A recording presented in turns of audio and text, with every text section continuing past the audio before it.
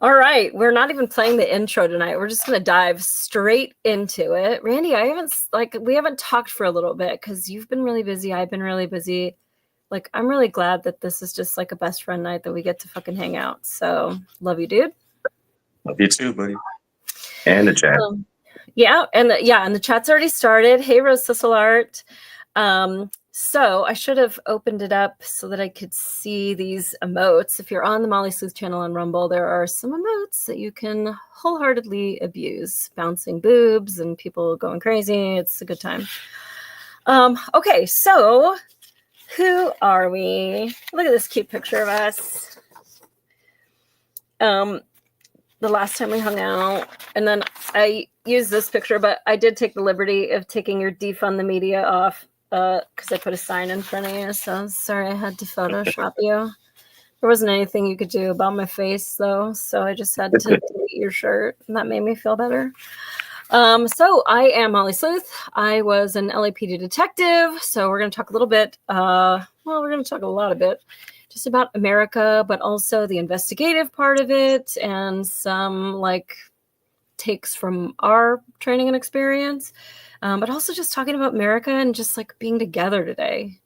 Not just together with my best friend, but together with you guys out there. And so get into the chat or get into my email. I am mollysleuth@gmail.com, and let's talk. I think this is like a really big time in America where we kind of need to be together a little bit. So, Bestie, why don't you introduce yourself? Randy Agard, former Marine, ex-cop. I know you guys in the chat today is very emotional, so let's try and stay even keeled, because I might say something, you might say, oh, I don't like what he said, but this is a unifying thing. It's a black mark for a certain, I'm not even going to say side. It's a black mark on America. And if any good thing came out of this, it shows who people are and it shows who people aren't. And I think you're talking about Charlie Kirk. Yes, absolutely. Yeah, I mean, I watched a lot of videos and saw a lot of takes and a lot of his friends, you know, crying, obviously upset. Like, dude, I was upset, and we only got like 10 feet away from him when we went to his thing. But I was so impressed with Candace Owens because she was just talking about like funny, goofy Charlie Kirk. And like, I just thought about you, and like, if I had to do something about you, like, I can't even like think about it without feeling emotional. Like, I don't know how she did that. Like, there had to be drugs involved. There's no way that I could just like talk about the funny times with Randy without just absolutely losing my shit. And she did it like such a fucking pro. Like, I don't even know how she did it, honestly. Yeah, the two of them that's who kind of woke me up. I think I've shared this before. I don't know if I shared it with you. What woke me up was I prayed. I was in Vegas, super drunk. I first saw the lies about the caravans, manufactured hoax, manufactured crisis. I think my problem was I was paying attention. That was number one. Then seeing Charlie and Candace get chased out of restaurants like it was 1952 for differing opinions, and then maybe 6 other things. 2 ladies told me, go see for yourself. The rise of the Reich, the fall of Rome. It just mirrored too much stuff that I'm just going to say the left and liberals and Democrats and progressives are doing. I'm sorry, I couldn't hold it any longer. Yeah, but I think like for anybody that's tuning in for the first time, like Randy and I, well, you grew up in the Bronx, but then we both became adults in the hellhole of Los Angeles, and we were default Democrats, both of us. 44 years. Yeah. Yeah, I think for me, it wasn't until I became a cop and sort of saw behind the velvet curtain of like what happens with like welfare society and how responsibility matters, and how the kinder, gentler thing is creating supervillains, and quite a bit of that. Although I've never had a categorical use of force, and I fully respected my gangsters, still do. And hopefully they respected me. My name was never on a wall. So I feel like I did a pretty damn good job for over a decade for them. And miss that job every day. Miss you fucking every day, dick. Thanks. And I'm not beating up on. I've seen really good responses from everyone, and I've seen horrific, demonic responses from people. So this is not who do I blame. It's just it hits me because Molly and I have dealt with a lot of death. Even before the show, I told her I've had brains on my boots. Like I had to carry a dead guy out of the car as his brains are leaking out. So that's, I'm not going to say that stuff, but things like that didn't used to bother me. It was the collateral stuff, like the kids, the moms, the little sister standing behind a dead guy, or the dad looking super confused, like, oh, my son's gone. Mm-hmm. So Molly knows this. My friggin' neck has been hurting since this thing happened because I'm having a physical response to it. So I went from, it's not, we don't care. It's you have, as a cop, you have to keep going on to the next, whatever. So. Yeah, I think it is those little, I mean, I watched the video, shouldn't have, many angles, shouldn't have. And it's crazy. I was talking to one of my girlfriends who lives in Arizona, and we were just talking about, like, when did it become normal to watch fucking snuff films? Like, this is a really dark time in which we're, like, so glued to the screen that's, like, showing us things that we shouldn't see. And, like, we talk about pornography and how, like, that's bad for you and it fucks up your whole, like, dopamine receptors and all this stuff. But, like, the violence now, and we call it doom scrolling and stuff, it's like, it's really wild. And I think for the conservatives that want to kind of conserve, like, a more like, innocent time, and then I realized that I sent you 77,000 freaking videos over the past, like, 3 days of, like, every horrific thing that has happened globally, from some animal to some, like, poor victim at a bus stop or whatever. And like, we're not immune to it either. And I think that is part of the conversation, that we kind of need to, like, curb, like, acknowledging, well, I don't want to say acknowledging, because, like, obviously you have to look at the reality of it, of any problem, if you're going to solve it. But like, I think we're kind of desensitized in a way. Yeah, even some stuff that they said about his daughter hit me kind of hard. Like, there's some video, she's at the studio, and the way she said daddy cut through me. She's like, daddy, like, super happy to see him. And even when this thing went down, the shot scared her. So she tried to run to him, and they grabbed her. And she said, why can't I go to my dad? And it's like, the human in, his kids aren't old enough to even understand. And what I fear is those kids are going to grow up where that feed, that scroll, that video is going to be just a constant part of historical context. Oh, they keep sending it to the wife. A lot of conservatives are being sent AI videos, period, of what happened. So she's most likely getting a bunch of them. Yeah. I don't really know much about the wife. I think she's speaking tonight. But that's just so cruel. Really cruel. Like, when you hear about horrific things that happen and they make one of the loved ones watch, and, like, just disgusting.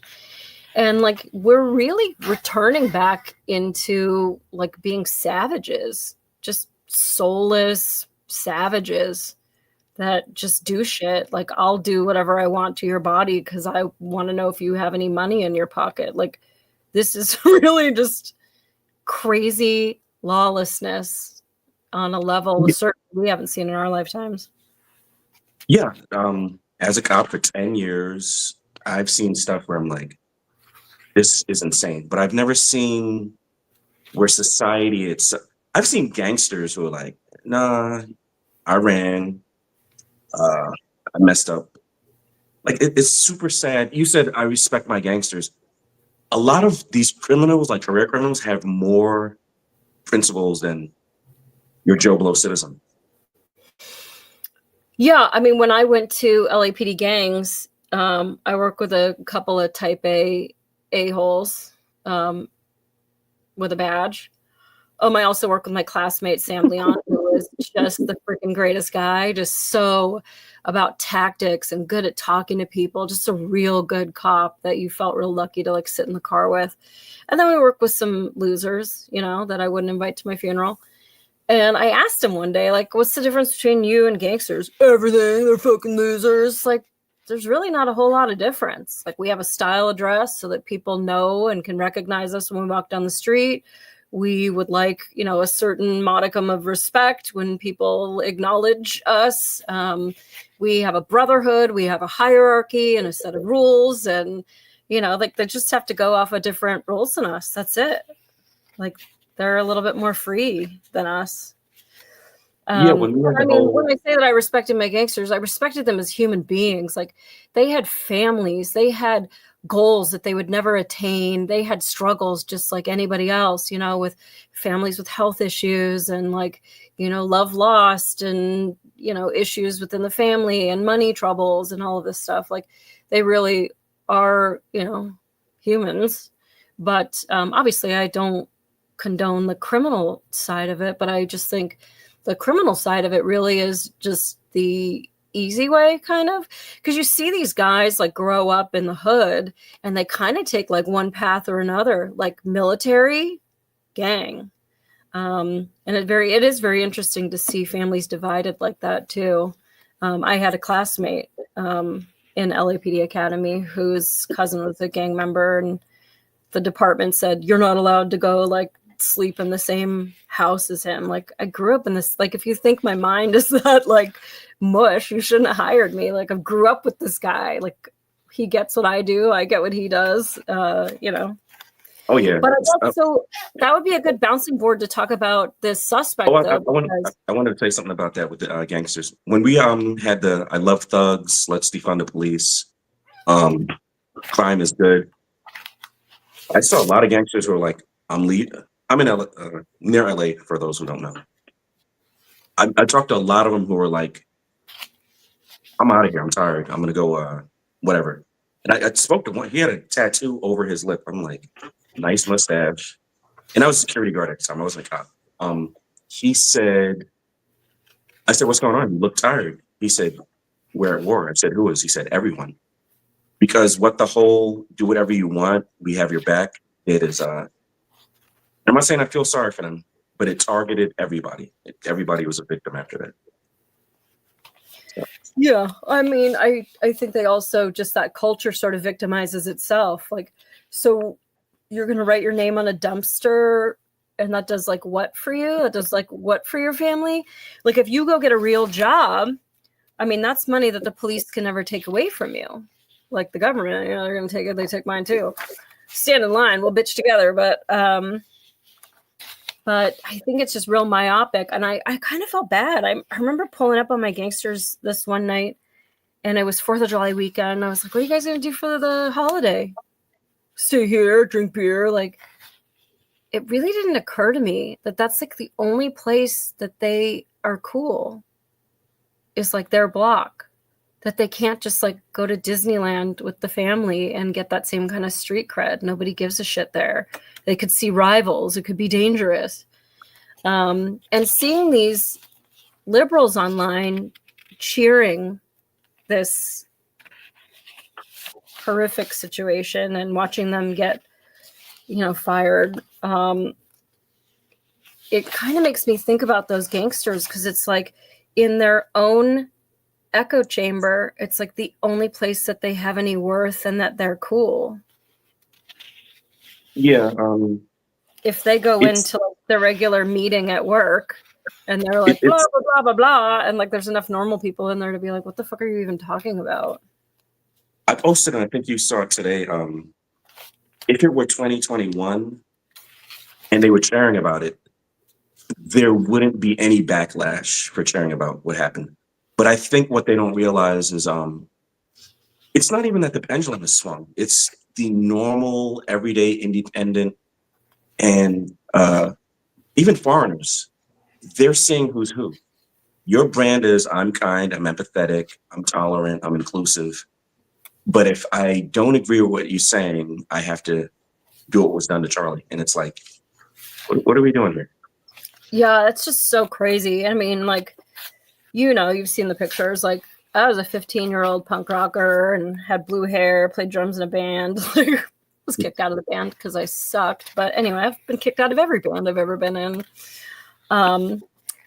So, like, I think to me, it's kind of cool because a lot of, like, during the whole COVID thing, you saw so many, like, punk concerts that were, like, playing only vaccinated. Like, you had to have your like, what the fuck? This is not punk.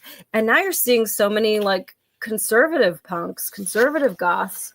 And it's really kind of cool because I haven't changed. Like, I'm the same person I was when I was 15. Maybe my hair looks a little different so I can have a job, but like, I'm still the same person, which is why I still have a lot of the same friends from back then. But yeah, it's interesting because I really think it's like a runaway train, and eventually everybody has to get off. So, like, how fast do you want to go before you jump? Like, it's going nowhere. Well, Dave Chappelle, comedian, he said something really, really good. And it's crazy that I have to quote him. He said, you'll never be woke enough. And he also said, I don't want to live in the world that you guys are making. And the thing that the left doesn't understand is you might believe in 124 genders, and that's cool today.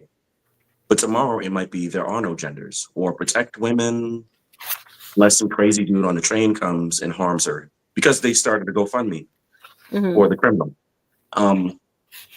So with that being said, it's like we're trying to see how crazy we can get to, and people are jumping on. Dude, I say this all the time. I'm not a conservative. I'm not right wing. I'm not even a Republican. I'm just me. But you're not gonna put. I'm gonna get graphic. You know what? I'm not even gonna get graphic. You can't put boxers in a woman's restroom and then say, "Oh, that's okay." And you guys kind of know what I'm trying to say. Well, yeah, I mean, I grew up in the Hollywood sex club. You saw me on Hollywood Boulevard, Randy, pre-drinking with my crazy friends. So, like, I'm not a nun. I've never been like, oh my stars. Something bit me right here. I'm just gonna keep scratching it the whole time. Thanks. Sorry. So I did want to talk about this dude. I guess first I just want to show this. So Randy came out to visit me. I moved to the Midwest, to Michigan. And that was when we went to go see Charlie Kirk.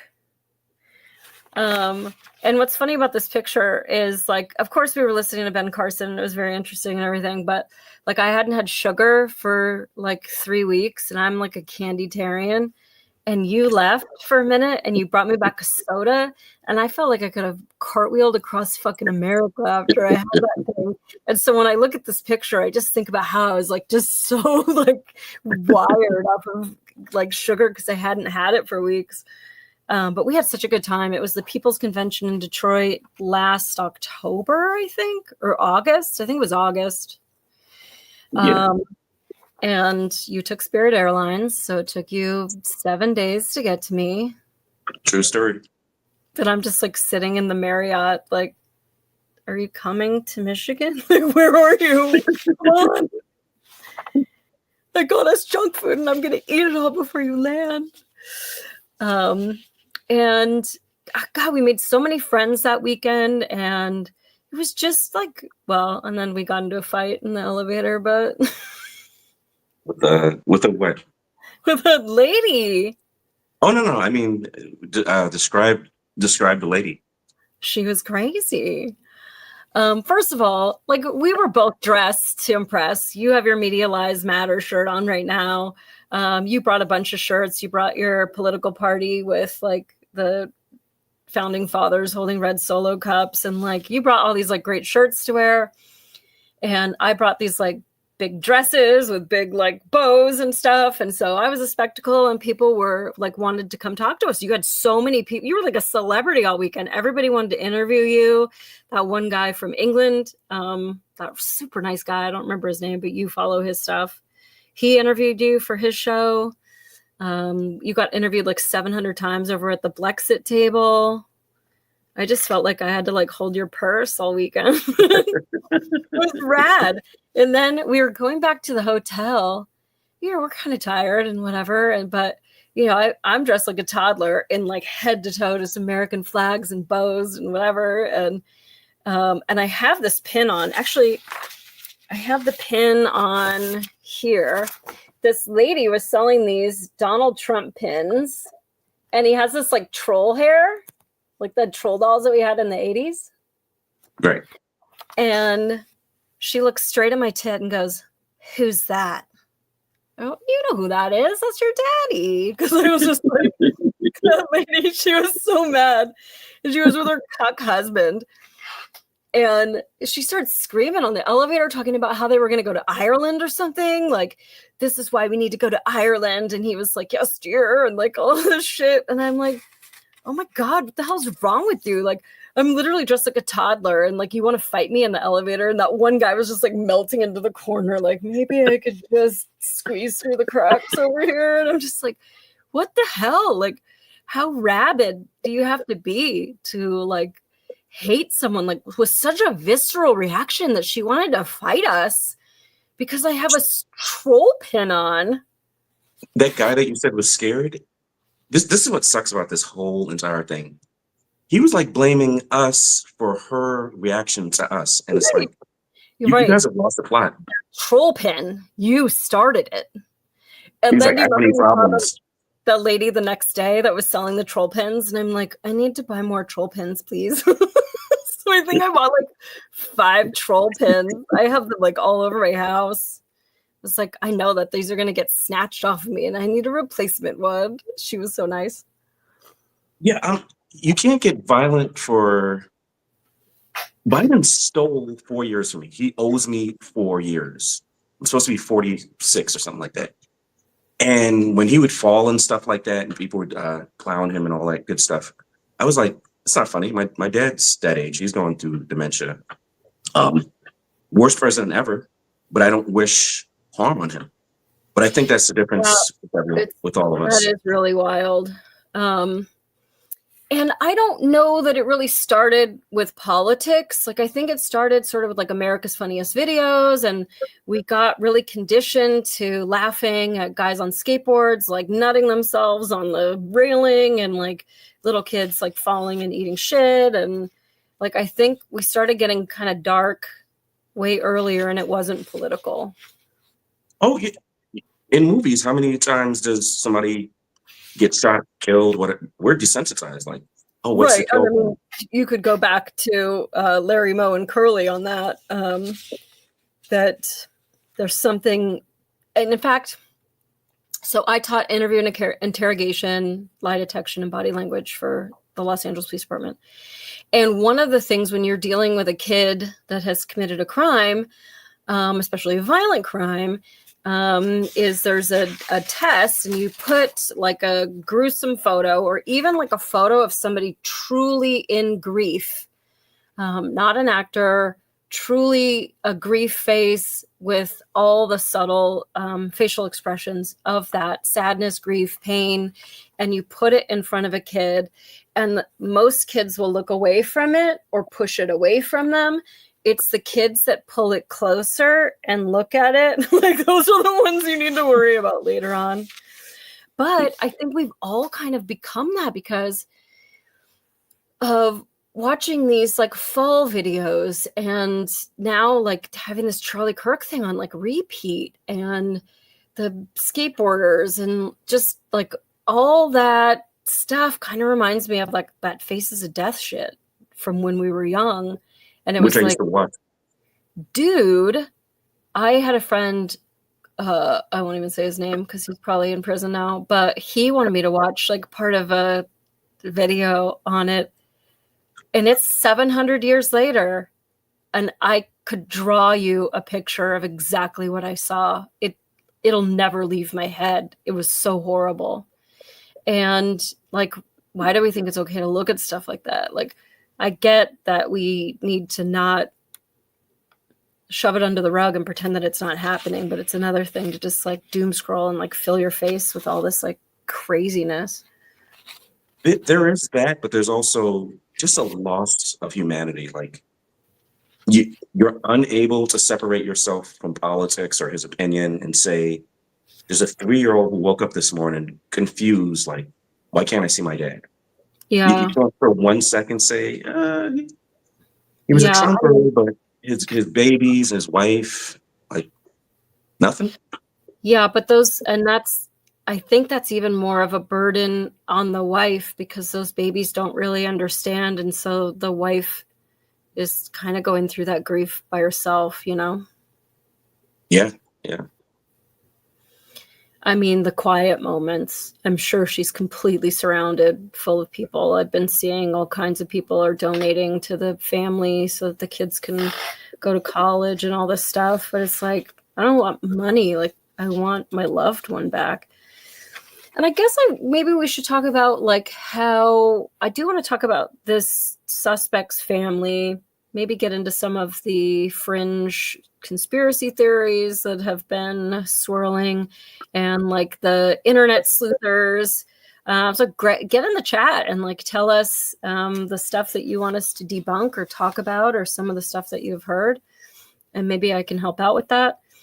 Because I've basically been like doom scrolling this for like 2 days. Yeah, some of the things that came out.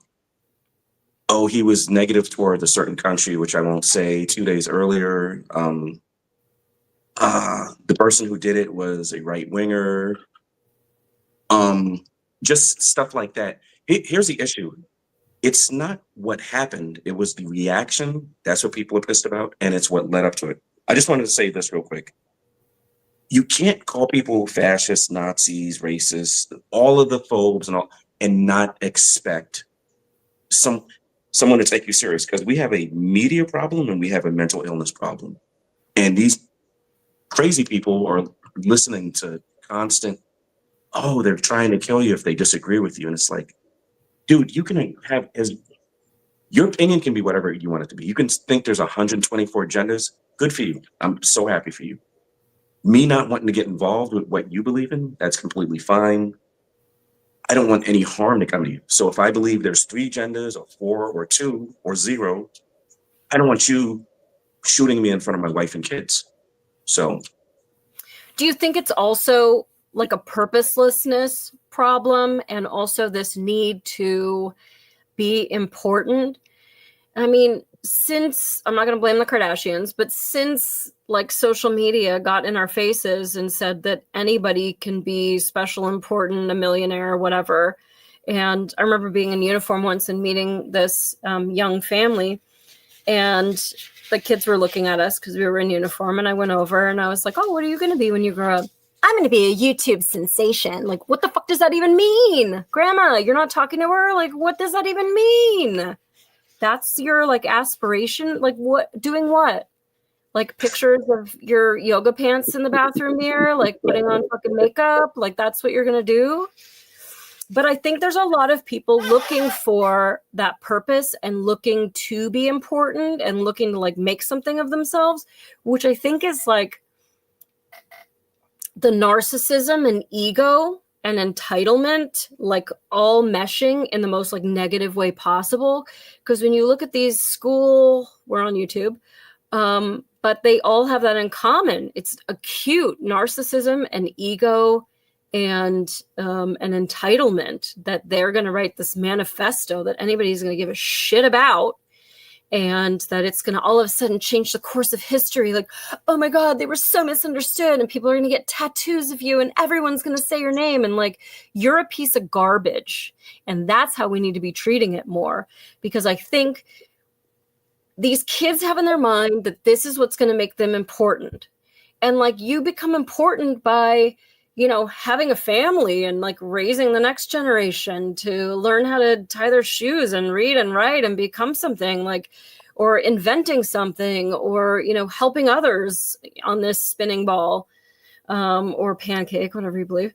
And and so like this is like the opposite of important. This is proving to the world that you're a piece of garbage and that you couldn't hack it. That's how we need to treat it, because psychologically these people don't think like us. And as an interrogator, the vast majority of people are emotional offenders. There's very few people that are true sociopaths and narcissistic to a point of sociopathy. And you've got some other cultures that look differently at lying, but then you also have frontal lobe issues and teenagers. Teenagers do not interrogate the same way as adults because it's all about the ego.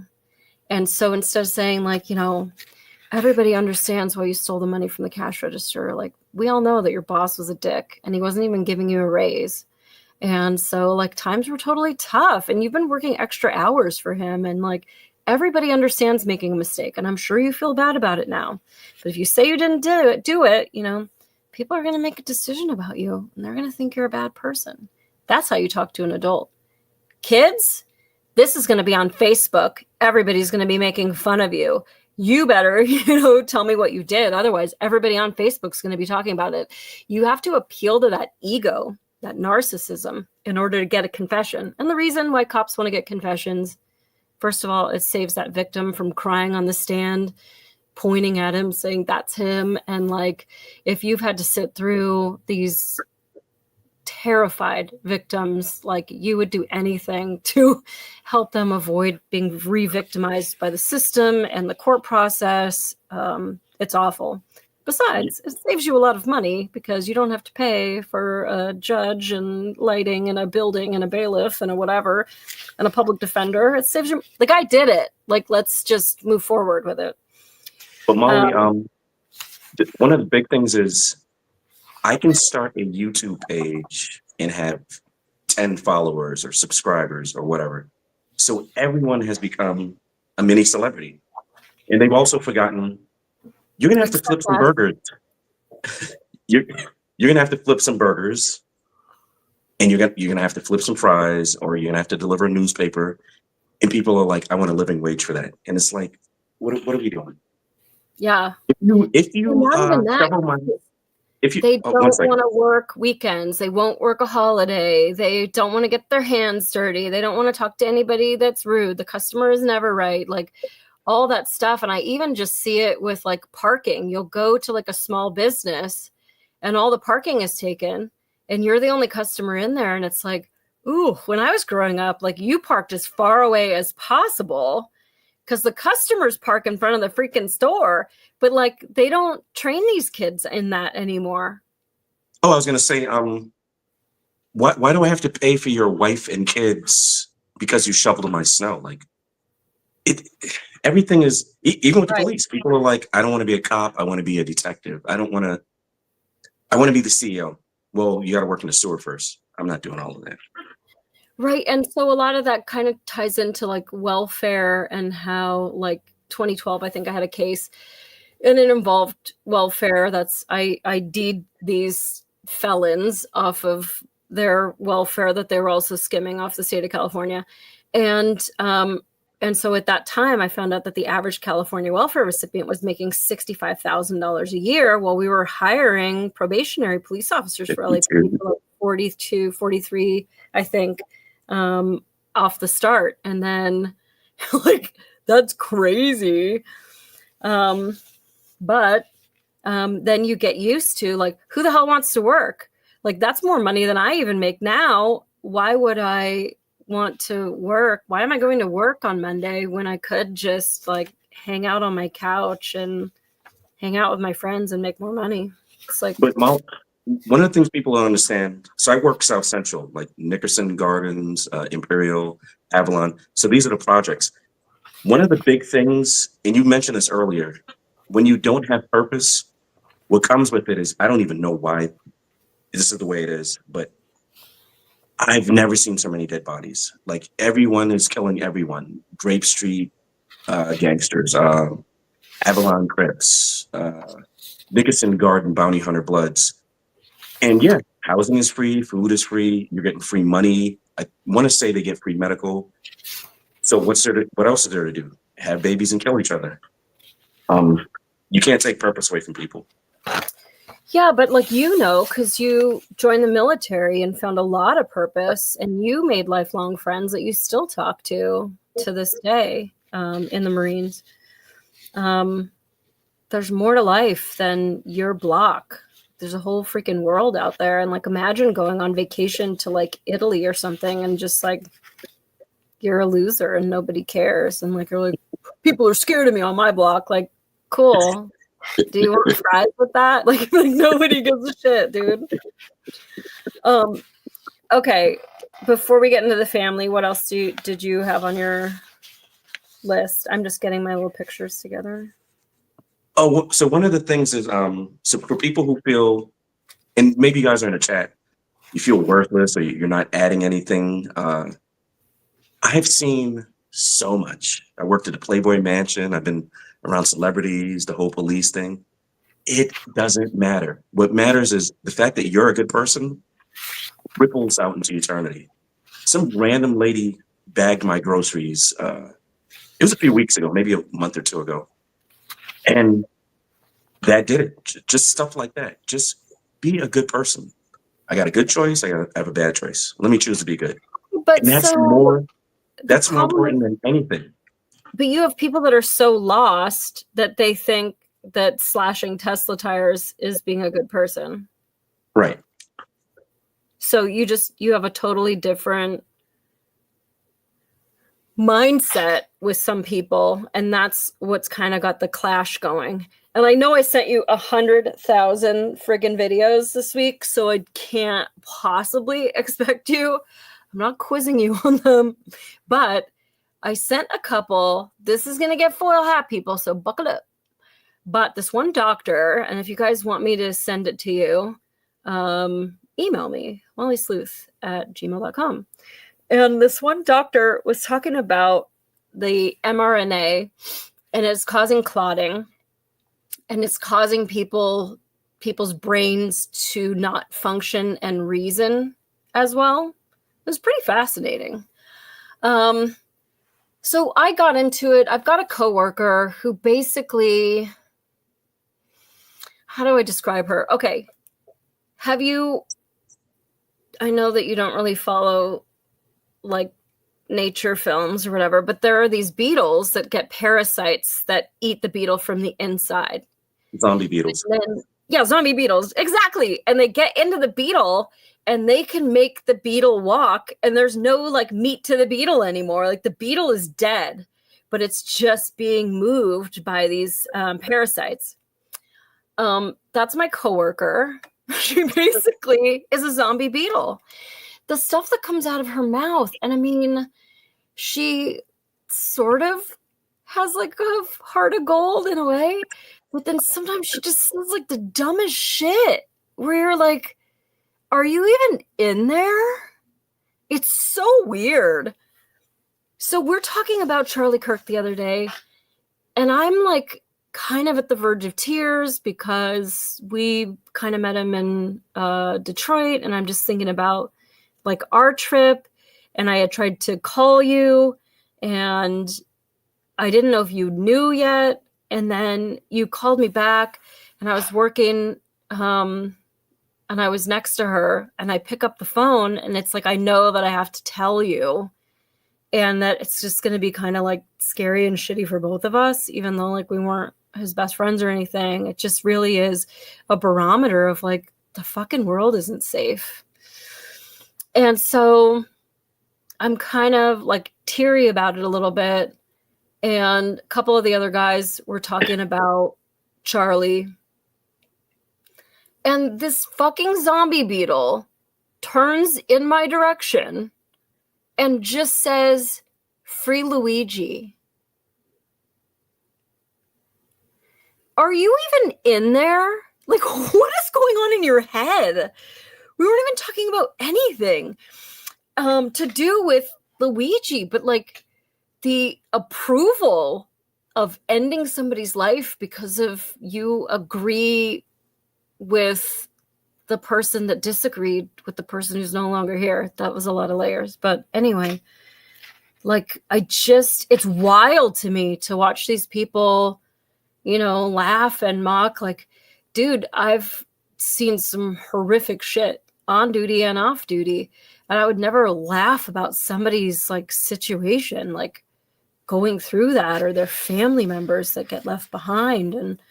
And I have seen catastrophic gunshot wounds that were truly unsurvivable, and the person did not know at that moment that there was no way that they were even going to make it to the hospital consciously. No way. And so I guess that's kind of part of it. And I don't want to get too dark, but seeing it was like, there's no transfusions. Like, I don't know that they really did give him that, but like, there's no point pouring water in a colander. Like, there's nothing you can do. This story is it's not dark. It's kind of is, but it changed who I was as a cop. So there was a whole bunch of us at this particular station. I'm not going to say what station it was, but my unit was the size of a police division. So imagine every single cop in a division. And I'm only explaining it, Molly. I know you already know, but the chat doesn't know. So you've got my division, and then you have that police division's division. So crap load of us officers. So it comes over the radio, and I'm going to say it really simple. There's a young man, he's been shot. Conscious, breathing. Oh, you know what? Not breathing. Oh, not conscious, breathing. So all of us were curious. We were like, how is he? So we all rushed over there. We're in the corner of XYZ and ABC Street. And this kid is sitting in a car, and he's kind of like this. And you could see whatever made him is no longer there, but he is breathing. So I was like, oh, this is what this guy meant. And it was the weirdest thing. Like, all of these officers had surrounded the car, but out of curiosity, kind of that morbid curiosity you're talking about. And behind me, I hear this voice say, don't laugh. This isn't funny. He has a family. I wasn't laughing. And he's behind me, so he can't see me. I turn around, it's this young, tall, handsome detective. He looked like he was maybe 29. And the reason it changed me is he said, make sure you check into the whole case. Not my case, has nothing to do with me. I'm just there seeing what my one of my coworkers is talking about. And I see this young man take his last breaths. We get back to the station, and the mom is she's distraught. She's basically kind of like, she's out of it. Come to find out, she had 4 sons, all in the gang life. Bloop, bloop, bloop. He was her last son. And the life took him, or him doing what he was doing took him. They had some kind of, they were at a party, there was some road rage incident. He got shot, he died. But what that guy said resonated with me for the rest of my life. Like, you got to care about people. It can't be, I don't agree with you. Yeah. Time for you to go. But that's why I think, like, we really have to show compassion. One, like, I mean, you and I, we thought a different way, or at least we were different politically. I say I haven't changed, that the party just fucking left the room. But I think it was people like Charlie Kirk that caused us to really like think more, instead of just consuming headlines to then spit it out. Free Luigi, like fucking zombie Beatles. I think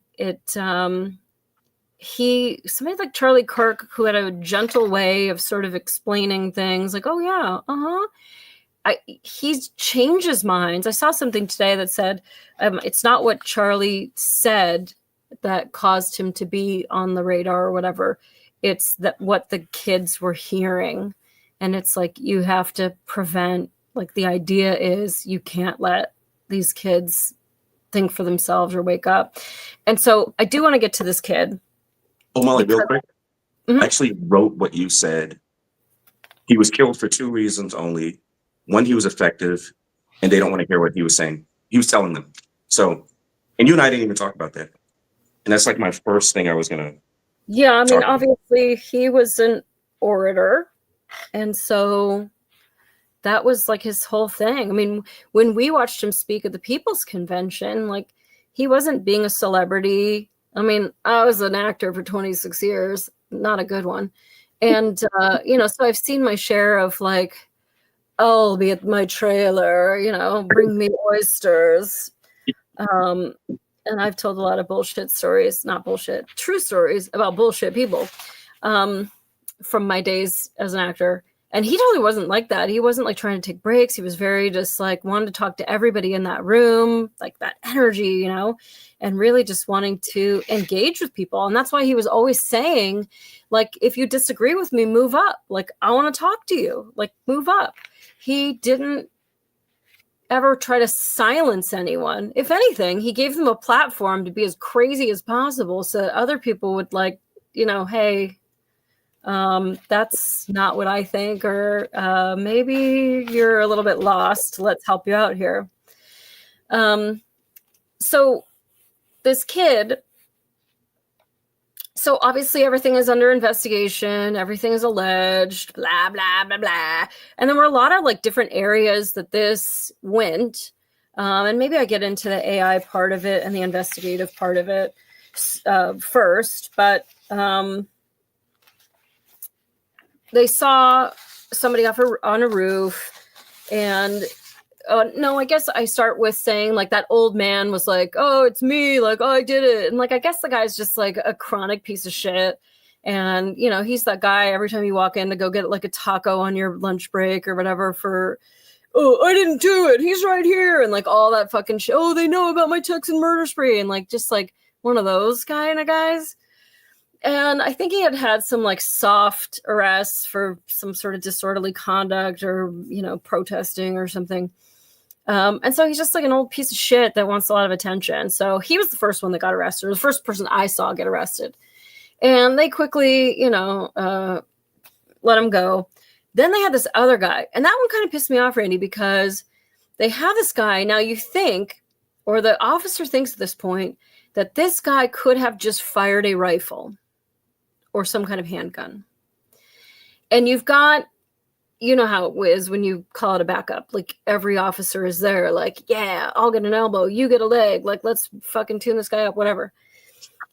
So you've got one officer crouched down on the ground going through the guy's bag.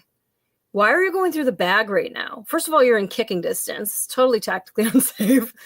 And second of all, like, put some fucking gloves on. And like, what if there's like trace shit and you're just like you just put his bag on the dirty ass fucking street. And if I was a defense attorney and I would say, oh, well, we got gunshot residue off the bag. Like, oh, really? But here's a video of you putting my client's bag on the fucking ground. And didn't you just have a shooting there like 3 Thursdays ago? And did you forensically clean the sidewalk? How do we know that gunshot residue came from my client and not from the shooting that occurred 2 blocks away? Doesn't air move? And could we see the weather pattern for the 2 weeks before? Oh, look, it looks like it is going westbound. And like, it's just that little seed of doubt that gets those jurors to go, oh, he must not have done it. Like if the glove doesn't fit, you must have quit. Like we all know like what happened with that. You take away little pieces of evidence and suddenly you have innocent. The other thing is they have a paper bag that they're putting some of his shit in or whatever. But bag the hands. And I don't know if there's any police officers that watch my show to like get good like stuff for their capers, but bag those hands. Get those hands safeguarded. Paper bags with your little flexi cuffs or whatever you're going to do to make sure that those hands are secured and that gunshot residue stays on those hands. Because again, the moment you put them in the back seat of a marked black and white police vehicle, like now a defense attorney is just like jerking off to it, going like, fuck yes. They can't use any of that gunshot residue under your nails, sweetie. Did you kill the guy? Sure. But now we have plausible deniability because they put you in the back of a police car, and police officers routinely arrest people that have fired guns, whether they were arrested for that or they were handling a gun, and gangsters and shootings, and like, where was this? An officer. So you arrested him? Mm-hmm.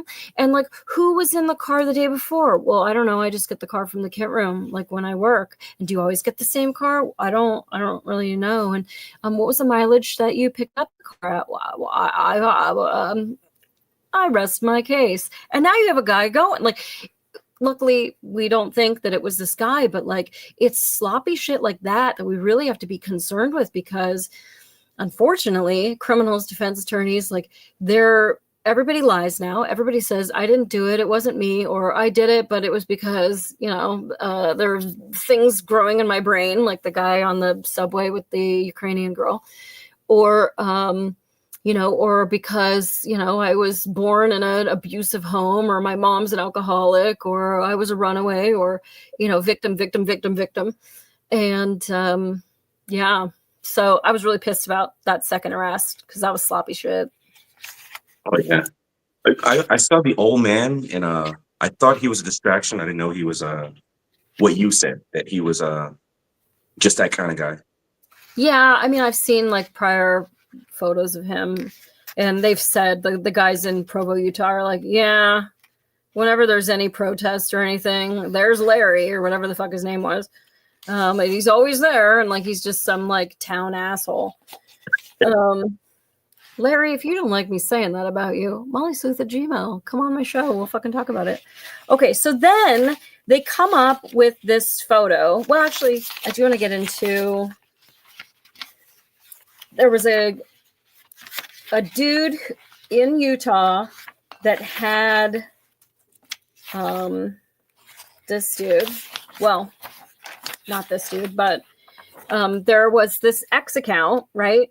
And of a song that was written that was like, Charlie Kirk's not going to live past 31, or he's going to get shot or something. Like, so gross shit. Only the account was only using this photo of this person. So I don't know who you are, person, but you should probably report that this asshole is using your photo, because I think the account is actually owned by this fucking kid. Do you like my Amish screen sharing? This is patent pending, by the way. So at any rate, so everybody was thinking it was this guy, right? And so you got the internet sleuths, and they're all working on it. And then there was like another thing that came out that there was some other high school, that this person might be the same person or another trans person that they thought was the shooter. And so when they came up with these video images, I don't want to say those video images because those are AI. With this dude, who's the guy that we're going to be talking about. And actually, that one's AI too. I'm not liking that shirt. Yeah, I don't like that shirt. And this is the problem, because everybody was sharing these AI photos like fucking wildfire. And I should have put it in the thing, because my Amish screen sharing, especially if you're watching this on a phone, is going to be substandard at best. But I know you guys have already seen all this shit, but I just wanted to kind of talk about the AI portion of this. So the video comes out, and it's a little bit blurry. One, it's a moving video. And I will say, as somebody who's very into body language, my mom says that I could be a mile away and she would know it was me because I walk weird. I'm not going to walk for you. Y'all can fuck off. But my mom says that I have a weird walk. And so for the FBI to only release still shots is a real disservice to the community, because those images, like any one image, could be a little bit distorted and make your face look a little bit different. I mean, look at 43 pictures of me and tell me that any of those are the same human being. Like, I look different at every angle. And so you want to see the person move, their gait. There's just, body language is so subtle, and it's not something that you can say, oh, well, he had a slight limp. It's like, well, what kind of limp? Like, there's a million kinds of limps. So All right, well, we'll get into that picture. So then they released these pictures, and then people decided to throw them into fucking Grok, which is bullshit, and to like enhance them. That's the worst thing that you can do, because enhancing them, the computer can only guess. And so the computer like sees a grainy picture of me and like, okay, well, the computer is thinking, well, we've got to make her look more like what she looks like. So women love big eyelashes. Let's put some lashes on her. And women love like big flowing hair. And like my mom glued a bow to my head till I was like 40. So people know I was a girl because I don't have any fucking hair. And so like if you tweak stuff enough, then it's not the person that you know. And then people are like, oh yeah, that's on him. So, okay. So they really wanted it to be this person. And so they went and like AI'd it. And you can kind of see in this picture, sorry, I don't know my left from my right yet. Do you see that that's a long, weak chin? Right. And to me, I see a long, weak chin. And this person doesn't have a long, weak chin. They've got like a very trapezoid chin, and their lip comes out more, whereas he has like that like flat shelf kind of a chin. And so, I mean, based off of this one single image, am I going to say it's absolutely not him? No. But then they went even further to make this enhanced. So here's the guy that we're talking about. And so he has that weak chin where his chin doesn't go past his lips. But then you go and you look at this picture of this handsome man with this beautiful chin that comes out past his lips. And this is an AI photograph.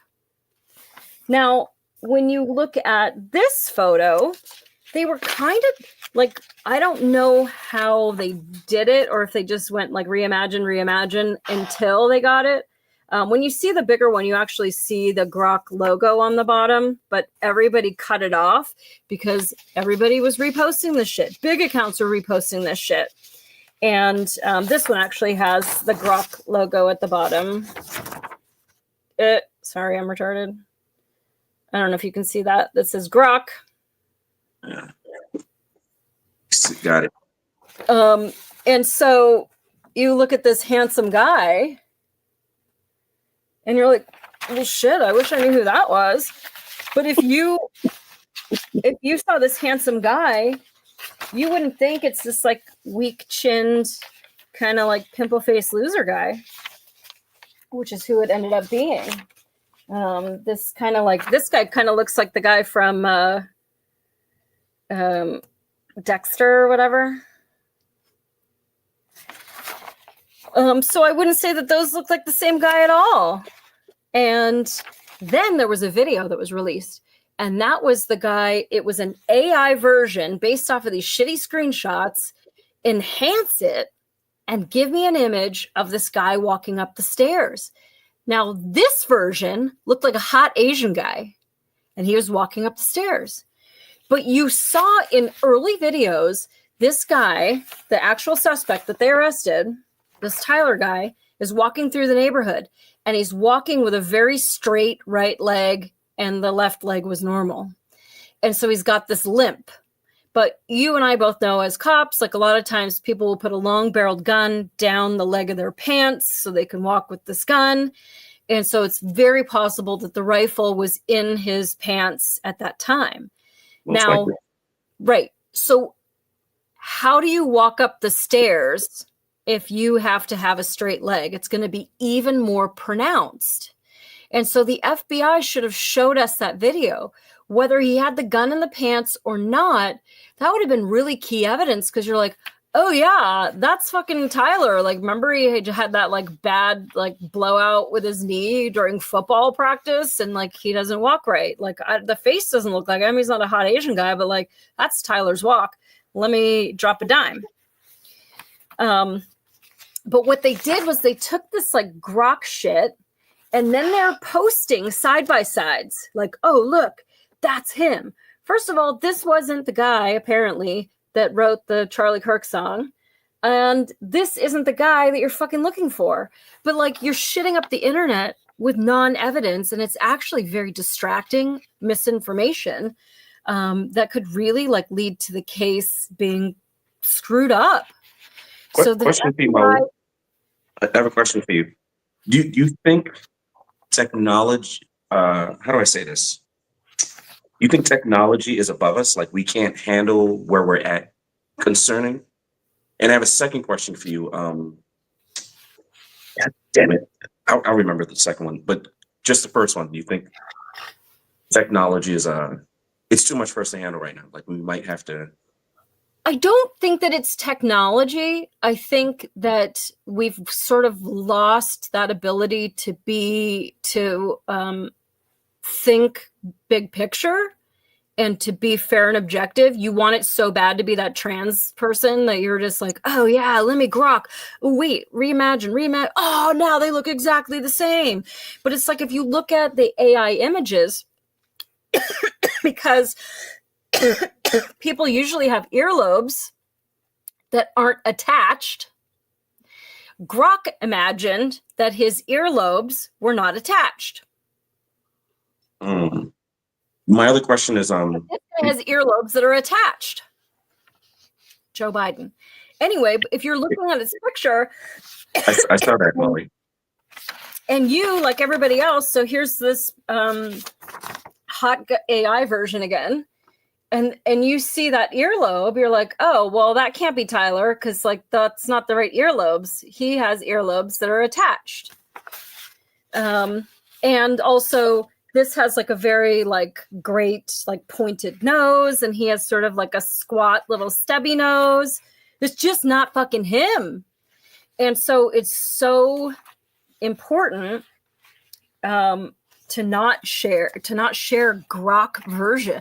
I mean, it's like if I just made a mountain out of mashed potatoes in the loose form of a human face, and I'm like, that's it, that's the guy we're looking for. Like, it's mashed potatoes. Like, what does the guy look like? I mean, you wouldn't share like a drawing if you had the actual image, but the reason they share like sketch artists is because that's all you have. And even those like are loosely correct or not correct at all. And people are going through trauma, and, you know, even computers are biased and think that everybody has detached earlobes.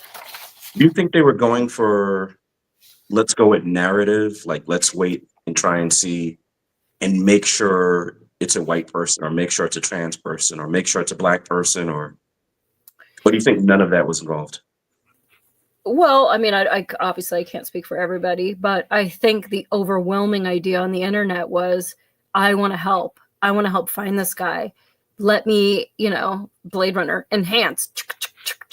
You know, I'm like, all of a sudden I can read the serial number on the snake fucking thing. But like, even look at the shirt. So this is what AI thinks that the shirt looks like. And it's just some like shapeless shit. That's not an American flag. And it's just some kind of bullshit. There's no writing at the top or bottom. But the actual shirt that he was wearing is this shirt, which is, you know, he got this to blend in probably.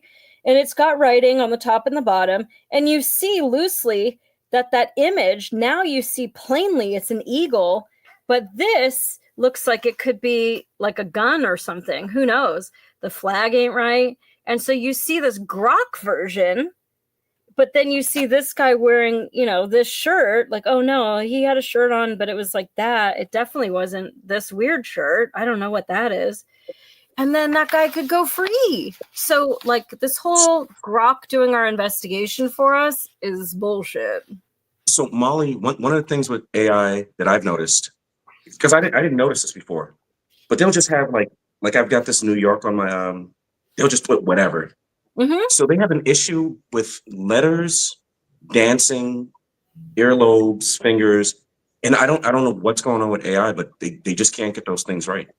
Well, so the computer is sort of, it's guessing, and it's seen so many pictures. Like for a couple of our shows, like I've done like, okay, Grok, like show me a horizontal image of two roommates yelling at a third person, like sitting on the couch or something. And then it showed me 3 people standing and 1 sitting. And it was like, I couldn't get 2 people standing and 1 person sitting. And then I was like, okay, well, whatever, for our roommate show. And then I said, okay, make the person in the center that is standing a female. And then everybody was female.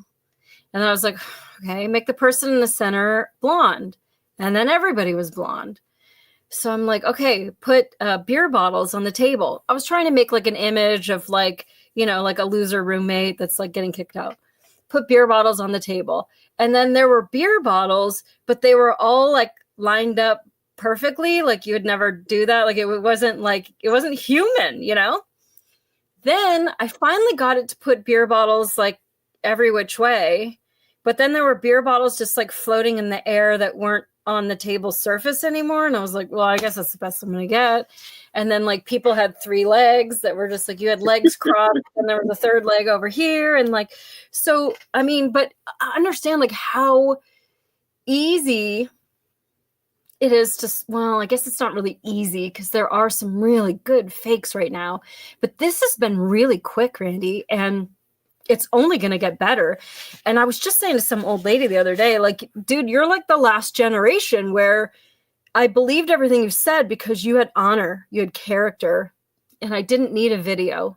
You didn't need to prove to me where you were on Thursday. I have a receipt and let me show you my screenshots and, you know, all this shit.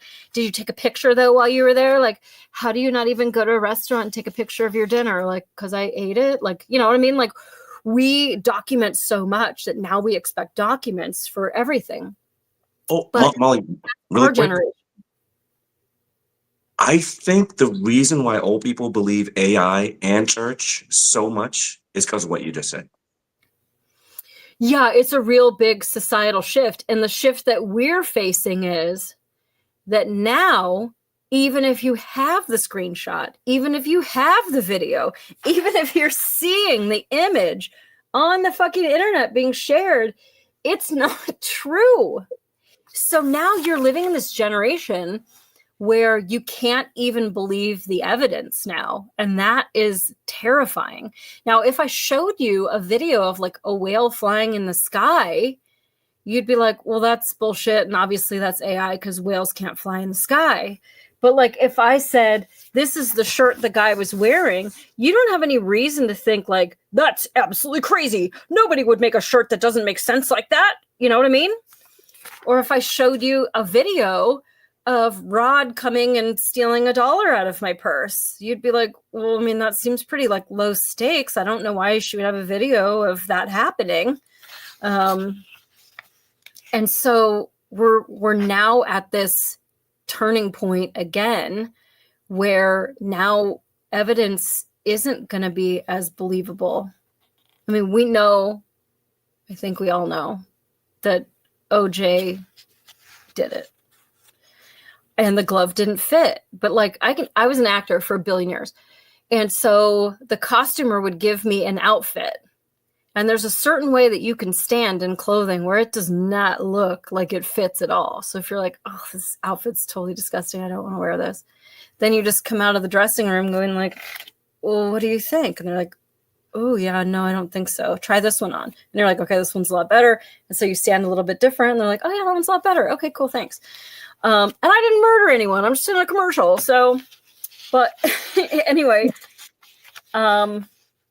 with evidence being able to be tampered with, like this Grok thing, like we all wanted to find this guy, you know, of course, like nobody wants a murderer on the loose, especially somebody with so much entitlement. Like, what if that guy had other people that he wanted to do? You know, it's really terrifying. So, okay, I want to get into the kid. So this kid, Tyler, whatever the hell his name is, who cares? He grew up pretty normal kid. Again, look, that long, weak chin that doesn't go past his lip. Anyway, so he grew up normal kid. Well, when I say normal, Like, none of us grew up like this. Everybody's talking about how he wore a Trump costume, and that proves that he's Republican. He was riding Trump for a Halloween costume. This isn't exactly like showing your love for him. You usually like ride an alien, or you ride something that like is funny that you're like riding it. So, but his family, huh? The media put out that he's and that's why my media lies matter. The media put out for conservatives that he's on the left, and for the left that he's Republican. And I'm like, don't do this stuff, please.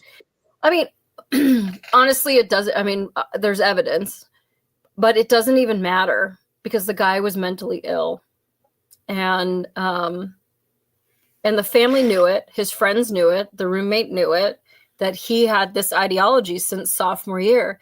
And it's really sad because I saw this video of him, and he's accepting a scholarship to this Utah University, whatever the hell school was. And it wasn't like a lot. It was like 35,000 or something. And just knowing, it's like if they were 16 and you have the picture of them on their birthday holding up the keys, and knowing like, God, this was like a really nice day where he got that car, knowing that he drove it into a lake and killed himself. Like the day, like, look at this, like I got my car. And that's like sort of how I felt when I was watching this video of him, like reading this letter where he got the scholarship, that it was good for 4 years or 8 semesters. And like, he was really proud of himself. And it's like, yeah, but that's where you went to go pickle your fucking brain so that you could think that you could do something this disgusting. I kind of felt like that was sort of dark watching him like celebrate it. But normal family. So this is what I hear, that the family are all conservatives, and that he has 2 brothers, mom and dad still together. And it just seems like a nice family. Like, tell me that you have a fucking picture of your family like that. I fucking don't. My family doesn't put on matching PJs for Christmas. Excuse me. And the shirts say jolliest bunch of assholes, something or other. I don't know. It's like Christmas pajamas. But Molly, you know what? When you have a social contagion where it's you are a victim. I travel a lot, so I'll go to other countries and I'm like, we are not victims. You and I are billionaires. Imagine you're a wife and you're getting dropped off to some other dude so you can pay the rent by your husband, mind you. Or it's your turn to eat today, Molly. Yeah. I'll eat tomorrow. And then your turn to eat the next day. And I'm not saying we don't have our problems in America, but we don't have enough problems. We don't have enough problems in America. That's why people are like weak and soft, that they're looking for problems. So dad was law enforcement. So I have to imagine that there was like kind of a strict set of rules and you didn't just get away with everything. I don't know how mom was some kind of a social worker or something. In fact, I think it says someplace. I'll save their names, but she works in a disability care service, and dad, 27-year veteran of a sheriff's department. And so mom might be nice and soft and gentle, but he probably had good alpha male energy from dad growing up. Who knows? But I mean, even if you're beaten, it doesn't mean you're allowed to shoot people on a roof. But anyway, so I guess he confessed to the dad. Dad calls his friend that works for another agency. That agency calls their local PD, and local PD comes and picks the kid up, which is good because this manhunt, you don't need vigilantes looking for your kid. But also you just think about how heartbreaking that is, because the dad must have some understanding that this is a death penalty case. And you're turning your kid in. Like, it's the right thing to do. And there must just be a lot of conflict, because even though your kid is so indoctrinated. And he was a part of like the Democrats, socialists, whatever. And so I hear, allegedly, whatever. To watch your kid go down this hole, whether it's political activism to this felonious level or your kid's getting into drugs or whatever. That's got to be really hard as a parent to like see your kid turn into somebody that you don't like. Yeah, you can't send your kid to Rome and then wonder why they're acting like Romans when they get back. That's dad. And there's lots of pictures of them like eating together, and like mom had her whole social media where he's like eating his little pancakes, and she's like, oh, it's so nice that, you know, he's not too old for us to go on a date, you know, with the kid and stuff. And so, you know, is the kid gonna say like, woe is me, my dad was heavy-handed, blah blah blah? Like, who knows? No, I think the indoctrination actually came from being indoctrinated. I mean, you keep hearing America evil, this group heterosexuals evil, men are evil, white people are evil, black men are evil. That's after a while, you're like, I have to do something. Mm-hmm. And a lot of people, they don't have a war, and his war was what he did. I'm not going to say what he did, but yeah, even something as stupid as like when I moved to the Midwest and people knew that I lived in California. One, they think that you're at the beach every day, which is like, do you know how much traffic there is to the freaking beach? And then you have to like sit next to some like uncapped needle and a turd. Like, I'm not going to the beach. And then the second thing people say is like, oh my God, but like, what about the sharks? Like, I've never seen a shark except at the aquarium. Like, what do you mean, what about the sharks? Like, you guys, and even Michigan shit says like, you'll see sweatshirts that have like the state profile, whatever, outline, and it'll say like shark free. Like, that's all you guys got for you? Is like, you're shark free? Like, there aren't sharks. California's shark free. Like, it's a freak occurrence. But I guess if you grow up thinking that like, oh my God, California has sharks, and like you just think that they're there. I'm not saying that they're indoctrinated, but their reality does not match actual reality.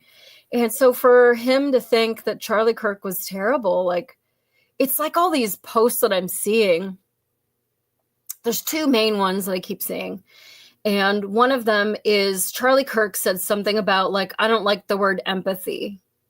Like, for me, it has no bearing. Like, I don't want the word empathy. And so people are like, he had no empathy, and that's why I'm so glad. And like, just this crazy bullshit, right?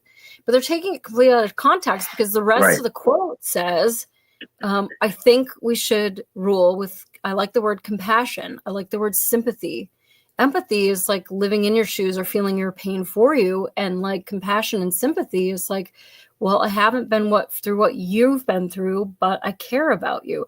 And like, that's the end of the quote. And people are like, he said he doesn't like empathy, so I'm so glad that he is like, he's never going to have another Christmas. Like, what the fuck is wrong with you people? And then the second one is this thing about guns and like, hey, listen, I really like the Second Amendment, and I understand that's going to mean that there are still going to be shootings, and I'm okay with that. And what he was really talking about was the school situations.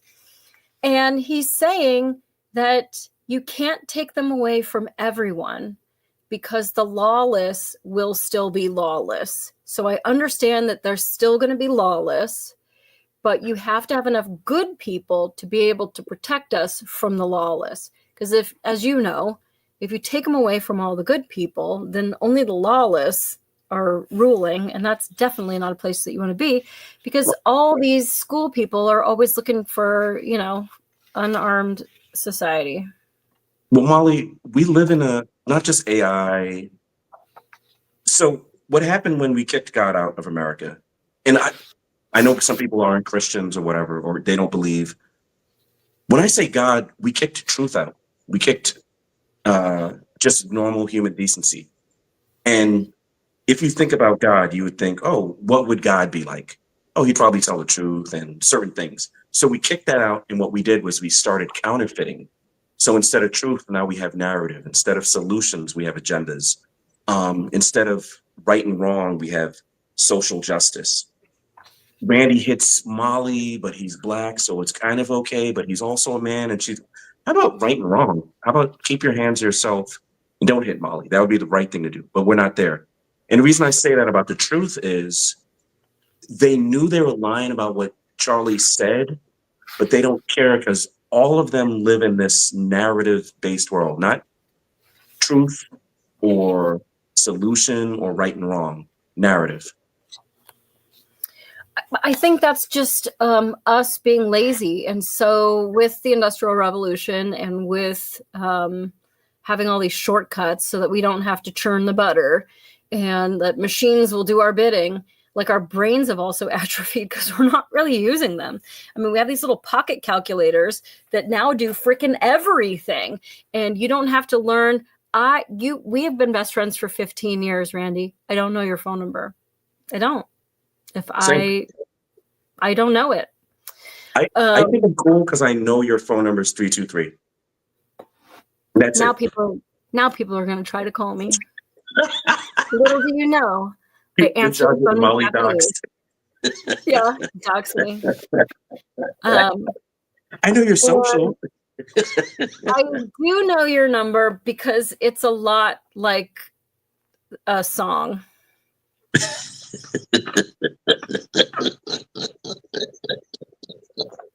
Call me now. Call Randy now. We're having a war right now. Well, your address is this. He doesn't have any guns. What the hell is wrong with these two? He lives at. And Randy really likes dick pics. He collects them. What the hell?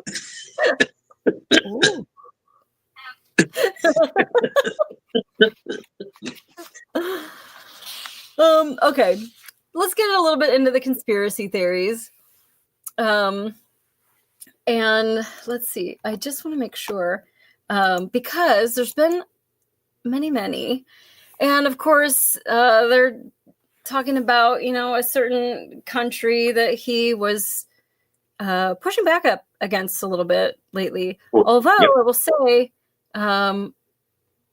I know somebody that was posting like, he was a Zionist or whatever. Like, I don't know that you've like fully sat through anything, especially not anything lately, because I don't know how you would call him that.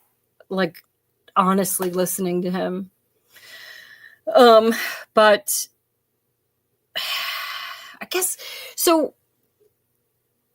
To think that a country is going to go through the lengths of setting this up. And like, I don't want to go too deep into it, but like there's shit happening in Germany where like all of a sudden the entire right-wing party had a heart attack in like 2 weeks. Statistically, not looking good. And there are ways, not going to build you a map, that are less dramatic and less full of bullshit breadcrumbs than this. If you set up some kind of like illegal immigrant like bus accident or let's say an old white lady bus accident, whatever, a car accident, it's like, okay, well, your suspect's still there. You don't have breadcrumbs leading you to ballistics and, like writing on the casings, all this like political bullshit. And first of all, like, I don't know how you say that the kid was a conservative or Republican with what you wrote, like communist slogans, like to what? Throw us off? Like you clearly wanted everybody to know what you were doing. You told your dad, you talked about it on Discord. But so you send an old lady decoy in, whatever, and then you can just kill her off with a little heart attack or something afterwards. And it's like nice and clean. And like, oh my God, car accidents happen all the time. Everybody make sure you wear your seatbelt and everybody look both ways. And like, oh, it's just such a tragedy. And like, nobody's looking for a suspect. There's no manhunt of people like sharing grok screenshots all over the internet. It's like done. If that's what you were doing. I mean, you got to think like Mossad. I don't know if I can even use that word on YouTube, but they're not doing bullshit stuff like this. You know what I mean? Like that's not Well, really. Molly, the powers that be, are they stupid? Yeah, but they're not dumb enough to martyr this guy. Because what this did was it sent a at least countrywide message of which side is which and who's who and what's what. They're not going to do it this way. What they're going to do is the way you said, oh, so sad, horrible. Mhm. Like it was, this was so sloppy that it was perfect, if that makes sense. It also it doesn't, so of the people that celebrate, this is so totally egregious and soulless to celebrate something like that. But if you had, you know, an old white lady like driving her Buick into the side of him, whatever, and people celebrated, it wouldn't be as shocking and disgusting, and people like all over the internet doxing these people, celebrating when they're getting these people fired. There's been like so many of these videos of these girls, and I don't know why they all have nose rings. Like honestly, people. No, they do. Oh, I do want to say something to chat. Me being forward does not in any way mean I'm happy about this. I've been done for the last few days, but me and Molly are taking a clinical.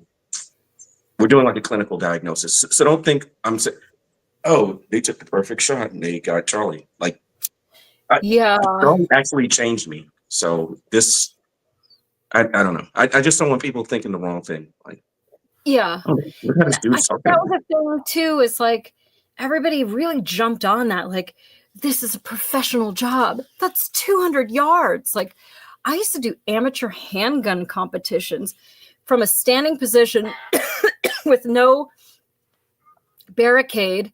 I could shoot a 10 ring at like 75 yards with a Glock. Like 200 yards isn't a big deal. What did you guys shoot for in the Marines? Do you know distance? 500.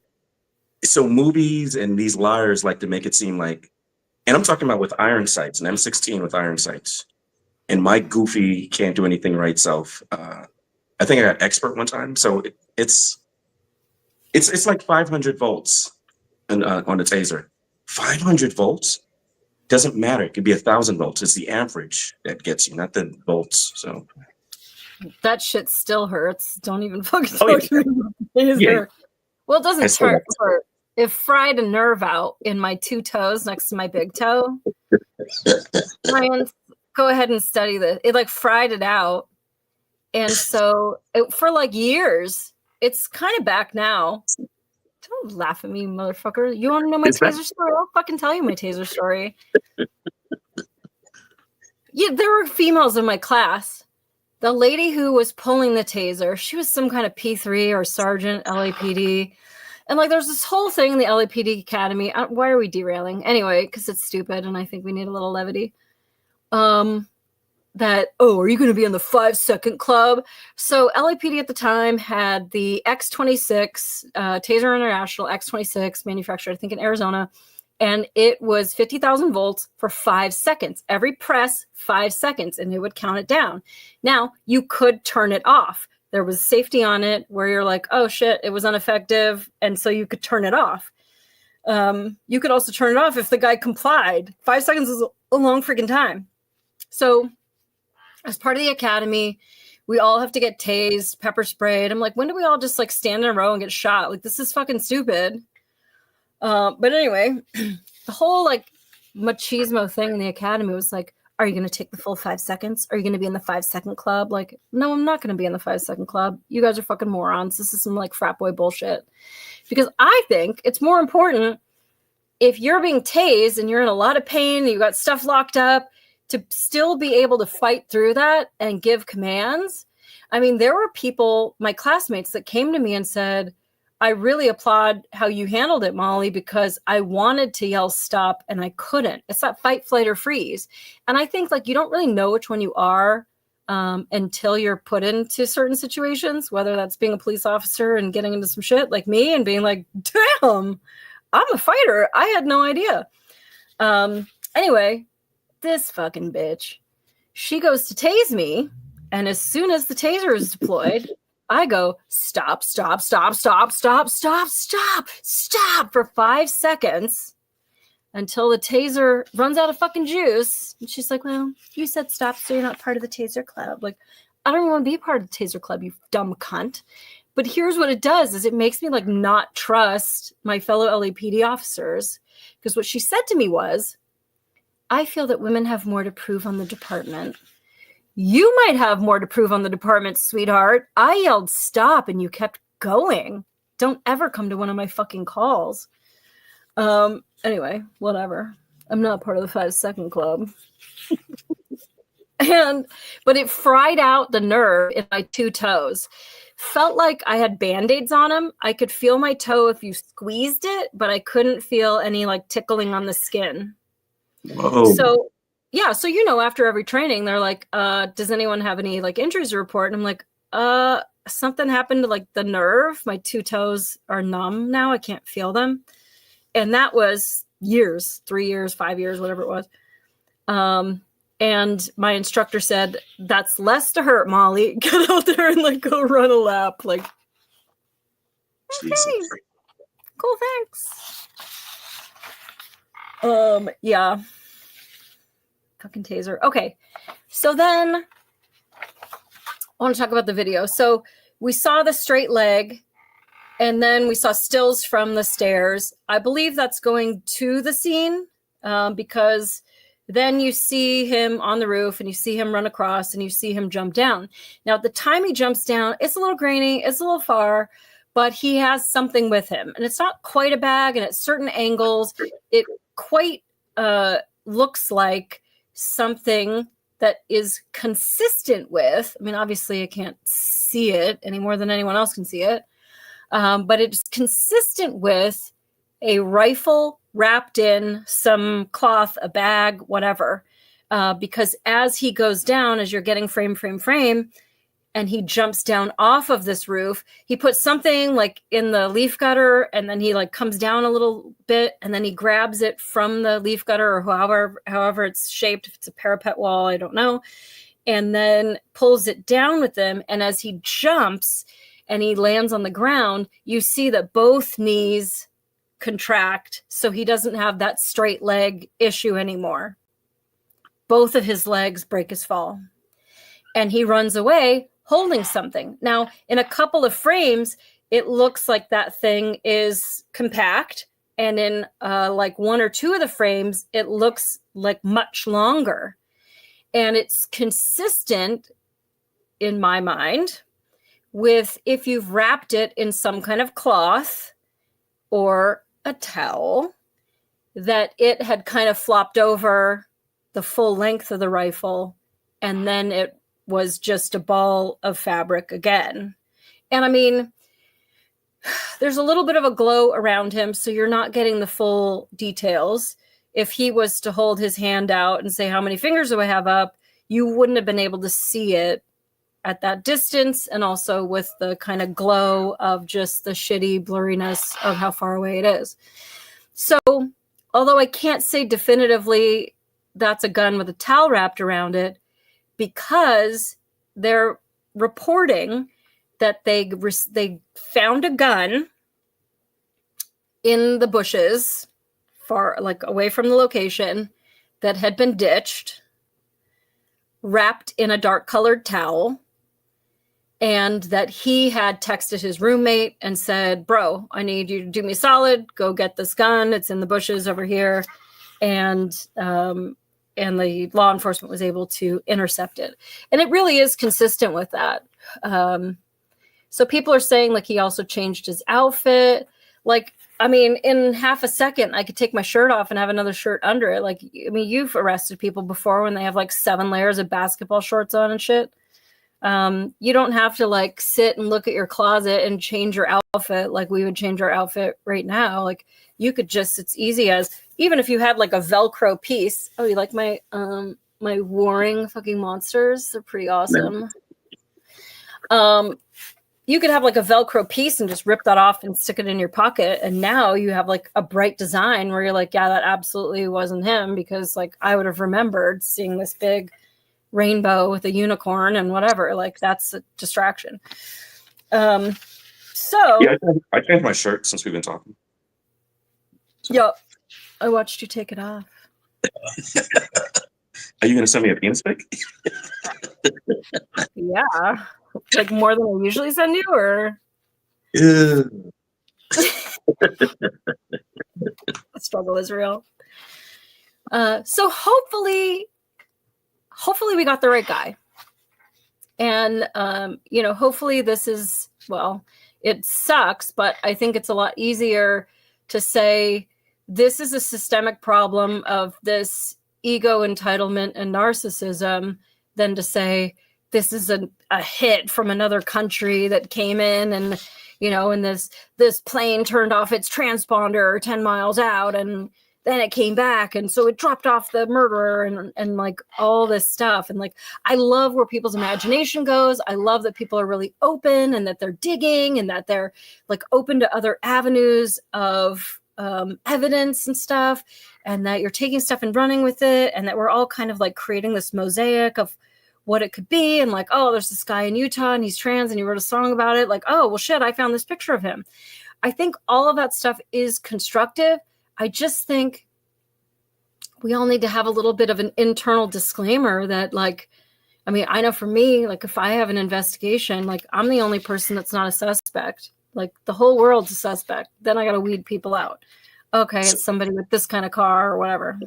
So Molly, I think what people don't understand, when they saw people celebrating what happened, it kind of opened people's minds to, oh, this is your actual brand. Like this is who you are. Yeah. Oh yeah, that guy. He was at the shooting, and he jumped up and he said, "They got Charlie. They got him." And it's like, I've said this a few times. Demons walk among us, and I think I said it on some shows before this. Myself and Molly, having been cops, we've seen monsters. When you guys say defund the police, no bail, criminals are victims, you do not understand who's out there. Well, yeah, you guys showed the world who's out there, though. Yeah, there's some dark people out there. Anyway, this guy, he was identified. And I just wanted to quickly go through his X account, although I'm not going to dox him. He's a piece of shit, but he's not my piece of shit. So he comes out and he initially says, there's a lot of people talking to him back and forth. This girl says,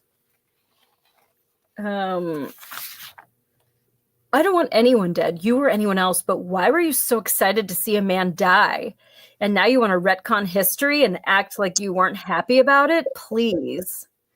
And he says, I drew attention to the security team so the security team could escape. I was dumb. I don't regret it. Motherfucker.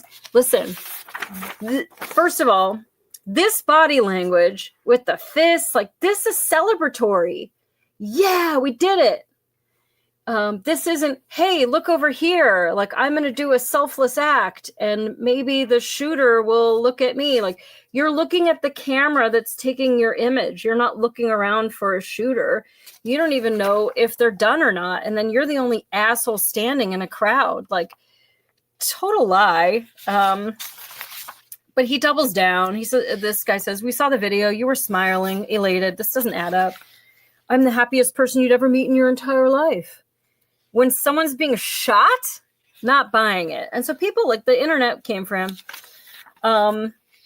And he says the security team thing. She roasts him. She did a pretty good job. And so then he says, I promise to talk, but only after silence and only to 2. I've already secured 1. And the other will come. I wish I could respond to everything coming in, but it's not possible, so forgive me. There's a lot of rage directed at me, but I promise you, you'll understand when I speak. And I eagerly await. Do you understand? Like, there's a whole diatribe here about I'm going to speak. Like, you have all of our attention. Instead of spending all this time on this bullshit. Just tell us what you were thinking. We all know, and we all know that this is just a fucking distraction because you're so entirely embarrassed. The entire world thinks that you're a total sack of crap. This is disgusting. This is animal savage ass fucking behavior. Disgusting. And so he tries to say that he was a fan of Charlie. Now, he spelled Charlie's name wrong at least twice that I saw in 2 different tweets. So I feel like that's also just sort of a dig. Like when you, and I just watched you make a facial expression of disgust, which I thought was interesting. To misspell somebody's name in like such a public platform when you're trying to say that you liked the guy is just kind of adding insult to injury to me. Oh, Molly, I did want to add one thing. I think somebody said this beautiful thing. They said, like, where's the Yamamoto to warn these people that you've awoken the sleeping giant? The thing that these people are underestimating is, dude, it is not about left and right. There is a giant portion of independence, and they think your brand is inclusion, tolerance, and all of that. And when you jump up, touchdown, they're like, oh, those are the demons. Those are the monsters right there. Mm-hmm. Dude, I wanted to meet Charlie so I could debate him because there was stuff he said I didn't agree with. But when you want to blow people's brains out because they have a different opinion than you, and you don't seek to understand what they're saying. That's another thing. Like, oh, did you know he said no empathy? That's not what he said. But that's a total zombie beetle talking point. Like there's no meat in it. If you listen one sentence further, then you know that you would shut the fuck up because you know that the talking point is not the reality of what he said. And it completely diffuses that you're saying like he was this monster. He was just, so diplomatic and respectful to people who came up and were totally disrespectful to him.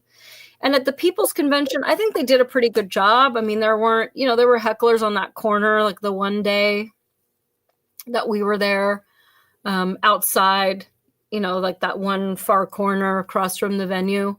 But like nobody had really paid to get in that was mean-spirited. I think part of the problem with these big arenas is you have a lot of indoctrinated people there that all want to make a name for themselves to come up to that mic with their, megaphone and their attitudes and their idiocy. And,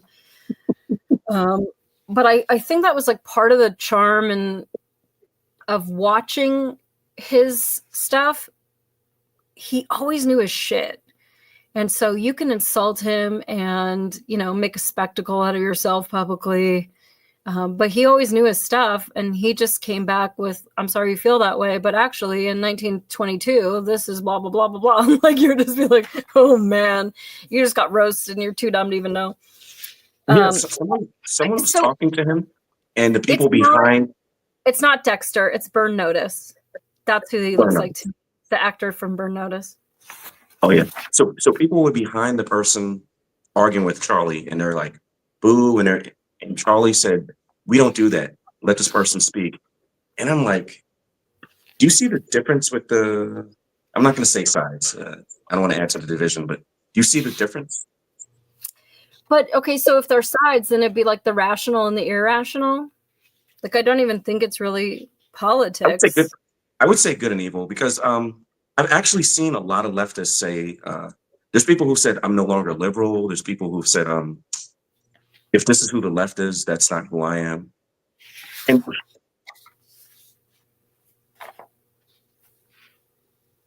I'm done. Go ahead. I don't know why I was waiting for you to finish your sentence. No, it's just, it's so much, dude. It is. I'm able to put your shoes on as a leftist. And my thing is, you don't realize what you've done. Like you don't understand the implications of what happened. Not just the calling the other side Nazis, not just celebrating his death. like you have to go all the way now. Like you have to be who you are, because there's no more debating. People don't want to talk to you guys anymore. And you've lifted them up. Like, dude, I think you saw some of the posts I put. I said I've been having issues with conservatives. I want to debate them. I'm going through certain stuff, but you guys are not going to murder me if you don't agree with what I'm saying. Mm-hmm. And that's a disgusting difference between the two set, or Yeah. rational and irrational. Yeah. And so, like, I'm a little bit torn between, do we get louder in solidarity with one another? I mean, you and I didn't grow up in the same city or have the same experiences. You were a Marine. I was a fucking dirtbag on a dance floor. But like somehow, we find that we have a lot more in common than we don't. And that's why we've been friends for so many years. And I think, if people paid more attention to stuff like that, instead of just like, what's your favorite band? Like, oh, forget it, you can't eat lunch with me. I don't know. Like, on one hand, it's like, I want to get louder and I want to, not that you and I could ever fill Charlie Kirk's vacuum that he's left, but maybe all of us could. But then, like, do we stick our necks out for people that are just totally irrational, unhinged, violent, and full of this megalomania? And that part's like a little bit of the scary part, because it's like here in Michigan, you talk to people and you knew that a lot of people were supportive of Trump. California as well, you knew a lot of people.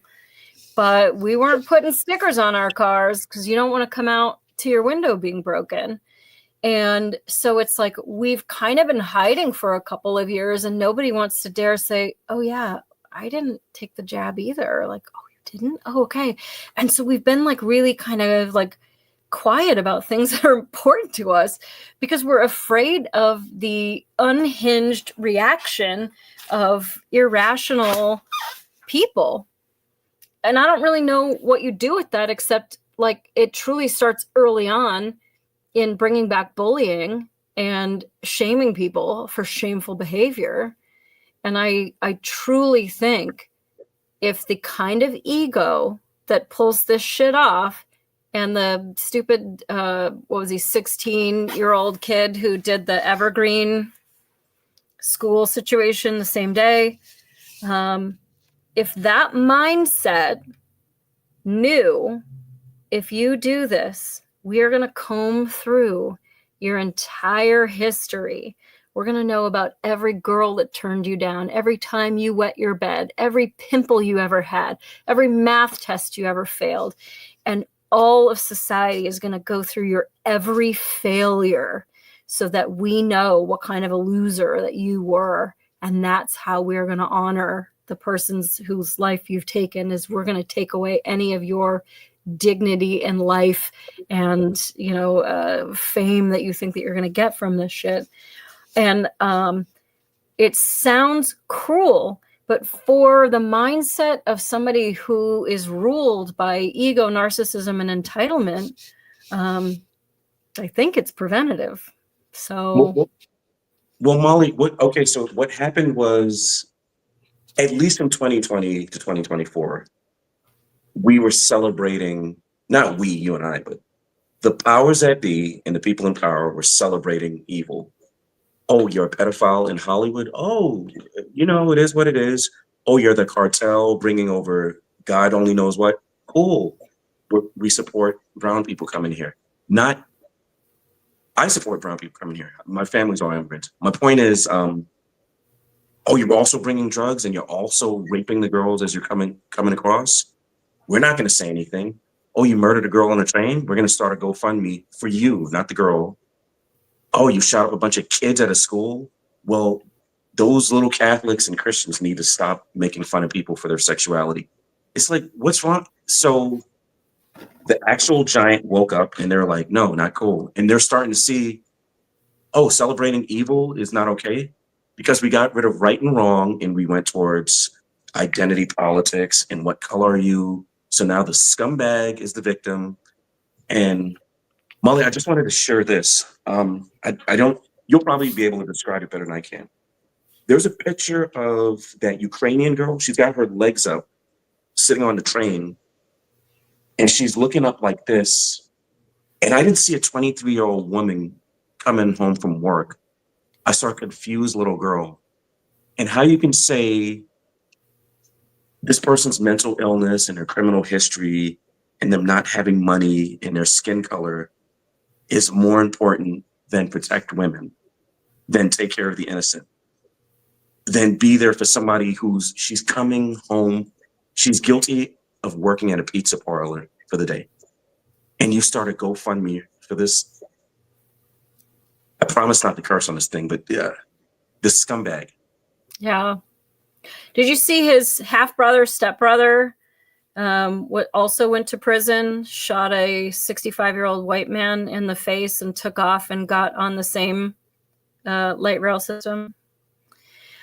Now, I guess that brings a good little slant here, because if you're my mechanic and you fix my brakes and I go careening off a cliff because you didn't fix my brakes, you can be held liable. If I'm drunk as shit and you're my bartender and you keep serving me and I go get a DUI, OWI, whatever state you're in, and kill a family of 4, like, you could be liable. If, we could what if about it. Why is it? And even I think psychologists, if they let you go off a 5150 hold and go, yeah, he's good. And then you go and, like, Spaceship told me to, like, axe everybody at the, bus stop. People become liable. So why is it when judges are given that spirit of the law or discretion to be able to say, because when you have a crime, you have filing guidelines that say a range, like this should be 10 years to life in prison. And you're like, well, I can see because you were on drugs and now you've been clean, like you'd be more at like 10 years. And then with good service and all this stuff, like you get out in like no time. But you're a repeat offender, blah, blah, blah. You're going to be further on the thing. And so the judges do get the discretion to be able to let people out. And I know people are talking a lot about how dare this judge release him. It was like his 14th arrest or 15th arrest. But I think maybe there needs to be a conversation about liability. Like, how is this the only profession that isn't liable for things that can cost people their lives? And I know, like, that's going to be hard if you're a judge, to say, I mean, I think you're good, but I don't know that I want to stake my retirement and my son's braces and college on it. I'm going to, be a little bit more. And, it's your 14th arrest. Like, I think unfortunately, sir, you've, got the max. What do you think about that? Do you think that they should be responsible? No, what do you guys think? Chat? No, I agree. I can't do. This is so I've been through the criminal justice system. A lot of our viewers that watch all the time. This is what my criminal history looked like. And they were like, you don't even have a parking ticket? I go, it wouldn't be on there if I did anyways, but nothing. And that's way different than you've been arrested 21 times, 42 times, 14 times. And I know those numbers because when this guy bashed in an old lady's head 52 times, when the guy murdered the girl in the furniture store, I think he'd been arrested 21 times. Like, at some point you got to realize, hang on, this guy keeps getting arrested. Maybe let's hold him in here for a month, 6 months, a year, whatever. Let him cool down, because with no consequences, there will be no changes in behavior. Mm-hmm. Oh, shoot, I'm out tomorrow, Molly. I'll come see you tomorrow. Dude, I saw there was a guy, I'm in court for my own stuff. He's up on the stage and he's just blowing kisses at his girl. And he looks like you think he'd look. Tattoos on his neck. And he's like, babe, I'll be out tonight. the judge during sentencing, and I will never forget this, sentencing requirements, hand me a calculator. 4 plus 5 plus 9. And all of that, whatever the hell he had going on, just left his body. And here's the thing for everybody who feels sorry. Niceness to criminals is cruelty to victims. And that comes from the fact that, thanks for letting me go, guys. Now it's time for me to go beat up some more old ladies. Yeah. It's also not nice to your suspect or defendant because you're kind of like not teaching them rules. It's like when you were a kid and your mom's like, you know, be home by 10 o'clock and you're like mildly interesting. And you come sauntering in at 3 a.m. and didn't even call her. And she's like, I was worried sick. I called all the hospitals. Like, I'm so mad at you. But we'll go for ice cream in the morning and then we'll talk about it. And you're like, okay, whatever, bye. Like, it's not going to change your behavior. Like, if you don't have a consequence to it. And unfortunately, like I do see with criminals, you have a lot more of sort of that childlike, like not grown up, no personal accountability, lack of impulse control. I always say that, like with my suspects, okay, so you have a red button and a green button in front of you. Okay, just hold on 1 second. When I tell you to, okay, just hold on. Don't press any buttons yet. In a moment, like it's that impulse control that like most people have, but that criminal mind like just doesn't have. I see a bike, you know, next to the 7-Eleven and I'm like, oh shit, somebody's going to steal that thing. And, you know, some other old lady is going to be like, oh, somebody's going to trip on that thing. And like a criminal is just like riding it and he doesn't even know why because he left his car in the parking lot. He's going to have to go back for it later. Like, it's just that impulse control. You know exactly what I'm talking about, though. Yeah, there was this young criminal. He was like 15 or 16, and he's living within LAPD's whatever. So LAPD brings him home, and his mom's like, same thing you just said. I was so worried about you. Where were you? LAPD gets him again. And the officers said to the mom, you can raise him or reality can raise him, and reality doesn't love him. He later got unalived, and the mom, when they told the mom, she said, you guys did this to him. And the cops said, no, you did this to him by not raising him correctly. Mm-hmm. I mean, so there are kids that are shitheads, you know? And this kid in particular that we think is a suspect, he had 2 siblings. And, you know, if they didn't go to a indoctrinating college, then maybe they aren't like him. But there are also just kids where they grew up at the same family at the same time, and they're very, very different people. And so I can't blame the parents for everything, especially when you let your baby go. Watching that kid get his scholarship and be so excited about his future, only to go to this college and get his head full of a bunch of bullshit. Oh no, that wasn't me taking a shot at parents. It's me taking a shot at allow for consequences, allow for eventualities and repercussions. Yeah. Oh, for sure. I mean, I think kids need, that's said, I've never been a parent, but I've parented the entire city of Los Angeles. And we need rules and structure. Kids need it. Criminals need it. The vast majority of people, although you might have an internal locus of control, you need some parameters of which to live your life. And whether that's laws or just societal norms. But something or a group of somethings happened to this kid that he thought what he did was a good thing. And that's like what we need to look at.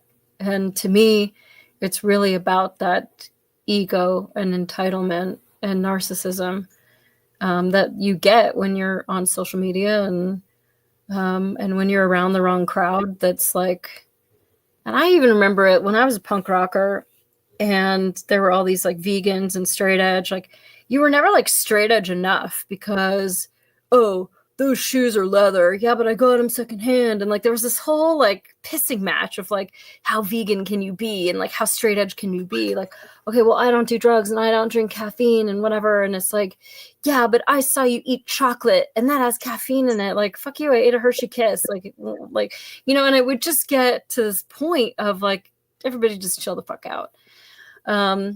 And what I'm afraid of is that the conservative movement, and like, I've voted all over the map in my lifetime. My first vote was for Perot in 92. But I don't want the conservative movement to get there. And if they get there, whatever, like I'll jump ship, I'll go wherever's normal and aligns with what I believe. But I hate that word rhino because it's like, you're not vegan enough, like you're not straight edge enough. Like I just think it's real cheesy. I grew up, I was a loser, and like people have been really kind and friendly to me, and I hope that I show people kindness and friendliness too, even if I'm not totally on board with everything that they think or every band that they like or every political idea they have. And I think we need more of that because I think, sadly, this kid and all these like nose-ringed girls crying on the internet, like I think they just need love. You know what I think is going on, Molly? Everyone's like, oh, these effing liberals and these leftists. There's no hate in my heart or anger towards them. It's the extremists on either side, and you have to realize there's this amoral blob that will use any side. They'll use the left in identity politics, or they'll use the right in racism, or they'll use whatever. And sometimes you have to sit back and you have to recalibrate and you have to say, whoa. I'm trying to stop crime. I'm not trying to kill criminals. Or I want a nicer neighborhood. That doesn't mean I want to throw all of the whoever out of my neighborhood. And I think that's what the right has to be careful of. And I honestly think the left has gone too far. I mean, they've Jesus. Yeah.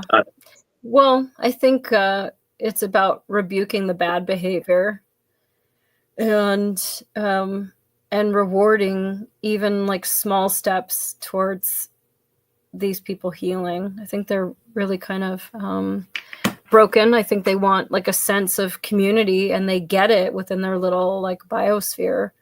Oh, Molly, I was working Southwest way before BLM. For people who don't know, that's like MOK, and it's just in South Central. And we had this small group of people, and they weren't BLM, but they wore camouflage clothes. So they were something between Black Panthers and BLM. And we had arrested one of them. She was a girl, and I said to her, "Do you like to read?" And she said, "Yeah, I like books." I said, "Next time I see you, I'm going to get books for you." And she starts crying. And I said, "What's wrong with you?" She said, "No one's ever showed me love." And she said, "Especially cops." And these people who say F the police and you guys pigs and all this stuff. And it just comes back down to humanity. Like, it's not, so much of this is stop being a dirtbag. Yeah. And I'm talking to everybody. I'm not talking to, this is for everybody. That's why like I'm a little bit conflicted about these people that are savagely, cheering, that are being doxxed and then fired from their jobs. It's like, great, you just made another like lifetime welfare recipient. Like I just like, you're not making it any better for me. And so then they'll come on, and it really is like very sad that they'll come on and like all the tears and like, now I've been fired from my job. It's like, now you are like, the conservative movement is the enemy to them because like, it's never about, I shouldn't have said that, or like, what was I thinking? Like, I just got in a really dark place and I can't believe I even said that. And like, I am so regretful. They never say that. It's always like, oh my God, fuck those Trumpers. And like, now I'm unemployed. And like, there was this one poor sad guy who was wearing these like thigh high stockings and he was like banging his head into the wall. It was just like a spectacle. I'm like, well, everybody's a badass until you're like wailing on the interwebs wearing your thigh highs. So I don't know. Like, I don't. But Molly, you cannot build. I keep telling these people, and I mean everyone who will listen to me, don't build a system that you're going to regret. If you want to dox people and get them fired, guess what's going to happen? And the left is starting to get that. I mean, it's starting to receive that. Yeah, I mean, You guys started that whole thing. Behind it, I get making people accountable. I get feeling unsafe because you're like, that mindset that thinks that it's okay to eradicate any opposition of opinion is like dangerous. It's not good for work environments. It makes me feel insecure about if they know who I voted for. Like, I understand that, but I also think that you're kind of creating super assholes in that way, because now, like, you're the enemy, and before it was maybe a little bit more broad, like, I hate the world, but now and who knows what happened to this kid if he had his lunch money stolen, and so he thinks that this is retribution. I really look forward to hearing more, and I hope that they do a very thorough interrogation and speak to the kid. What I'm saying about creating these, so cancel culture was created by Marxists and communists and whatever, and then it was adopted by our left and our liberals a few years ago. Like, oh, cancel them. And what's funny is they said, we didn't create cancel culture. Okay, you guys also didn't say defund the police or open borders, whatever. So you create this system, doxing, putting people's personal information up, calling people's bosses. Now that it's being used against you, you're like, oh wait, time out. We didn't exactly, dingbats. Don't go there. Someone's saying something you don't like, you don't end their lives. Because guess what's going to happen? It's not going to be a right winger who shoots a left winger. It's going to be a left winger who's very far left. You only believe in 124 genders, and I believe in 214. Time for you to go, because it's acceptable, and I'll be celebrating. Yeah. But that also is the same with the whole rhino thing. To say, well, you believe in, you're conservative, but you believe in gay marriage, or you are conservative, but you don't believe in the death penalty, or whatever, some other variable that for life of the mother, that, certain thing is okay. That at some point you're just going to cross-section this so many times, like nobody's going to be left. And I think that's not the point of being on this planet. And I think any stereotype is just laziness. Like, oh, okay, women can't drive. Yeah, I've known some women that can't drive. It's not because they're a woman. It's because they suck at driving. I was in the car with one of them today, and was just like, did you even try to hit that? Like, what is going, like, let me out. Like, I need to walk. It works better when you open your eyes as the gas is being applied. But so,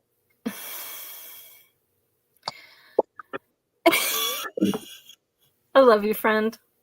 I love you too, buddy. All right, well, let's let everybody go to bed. But I appreciate everybody. Chat's been a little bit quiet tonight, so I think everybody has a lot to process. So big fucking hugs to everybody out there. And if you guys would hit the like or subscribe, we're almost at 300 on Rumble, YouTube. Like, I have all these followers on YouTube and nobody watches, so I don't know what that's about. I just wanted to tell the chat something really quick. Tomorrow's Saturday. Do something super nice. Hang out with your family, hug them, bake something. Just do something really nice. Like, it's just been a dark cloud over decent people, and let it out. Like, just go somewhere nice. Go somewhere you haven't been. Take yourself to lunch. Just do something nice for yourself. That goes for you too, dude. I see it in your face, and it fucking breaks my heart. Love you, dude. Love you, dude. All right, guys. Well, we wanted to spread sunshine and happiness. I'm not sure that we did that, but I think we talked about a lot. And life's going to get better. this was a hard week for everybody. Yeah. So, I haven't really shown anybody the background situation that's going on here, but I'm in the Masonic Murder Lodge right now. So that was going to be like a fun episode that we were going to do tonight. And we just, obviously we had more important things than to talk about my haunted basement. But there's some shit going on in this house and it's kind of creepy. And I've been talking to some people about it. And Randy has a slant that I'm shocked that we've been friends for this fucking long and he did not know this. So I don't know if you're free next Friday, but I would love to yak with you and I'll wait for you. Like, don't look at the Masonic Murder Lodge. Nobody's allowed to know about it until Randy can come back and explain some of the horrors that are down here. So I'll talk to you this weekend, dude, and we'll figure it out. All right. Love you. Talk to you. And bye, everyone. Should we play the outro? I think we'll play the outro. Let's see if we can do it. Yeah, let's play the outro. An original outro by Ben McMillan. Super genius. Help me, Obi-Wan Kenobi. You're my only hope.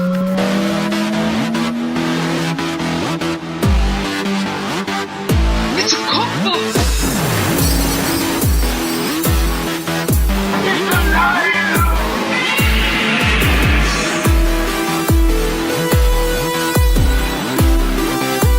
They're coming to get you.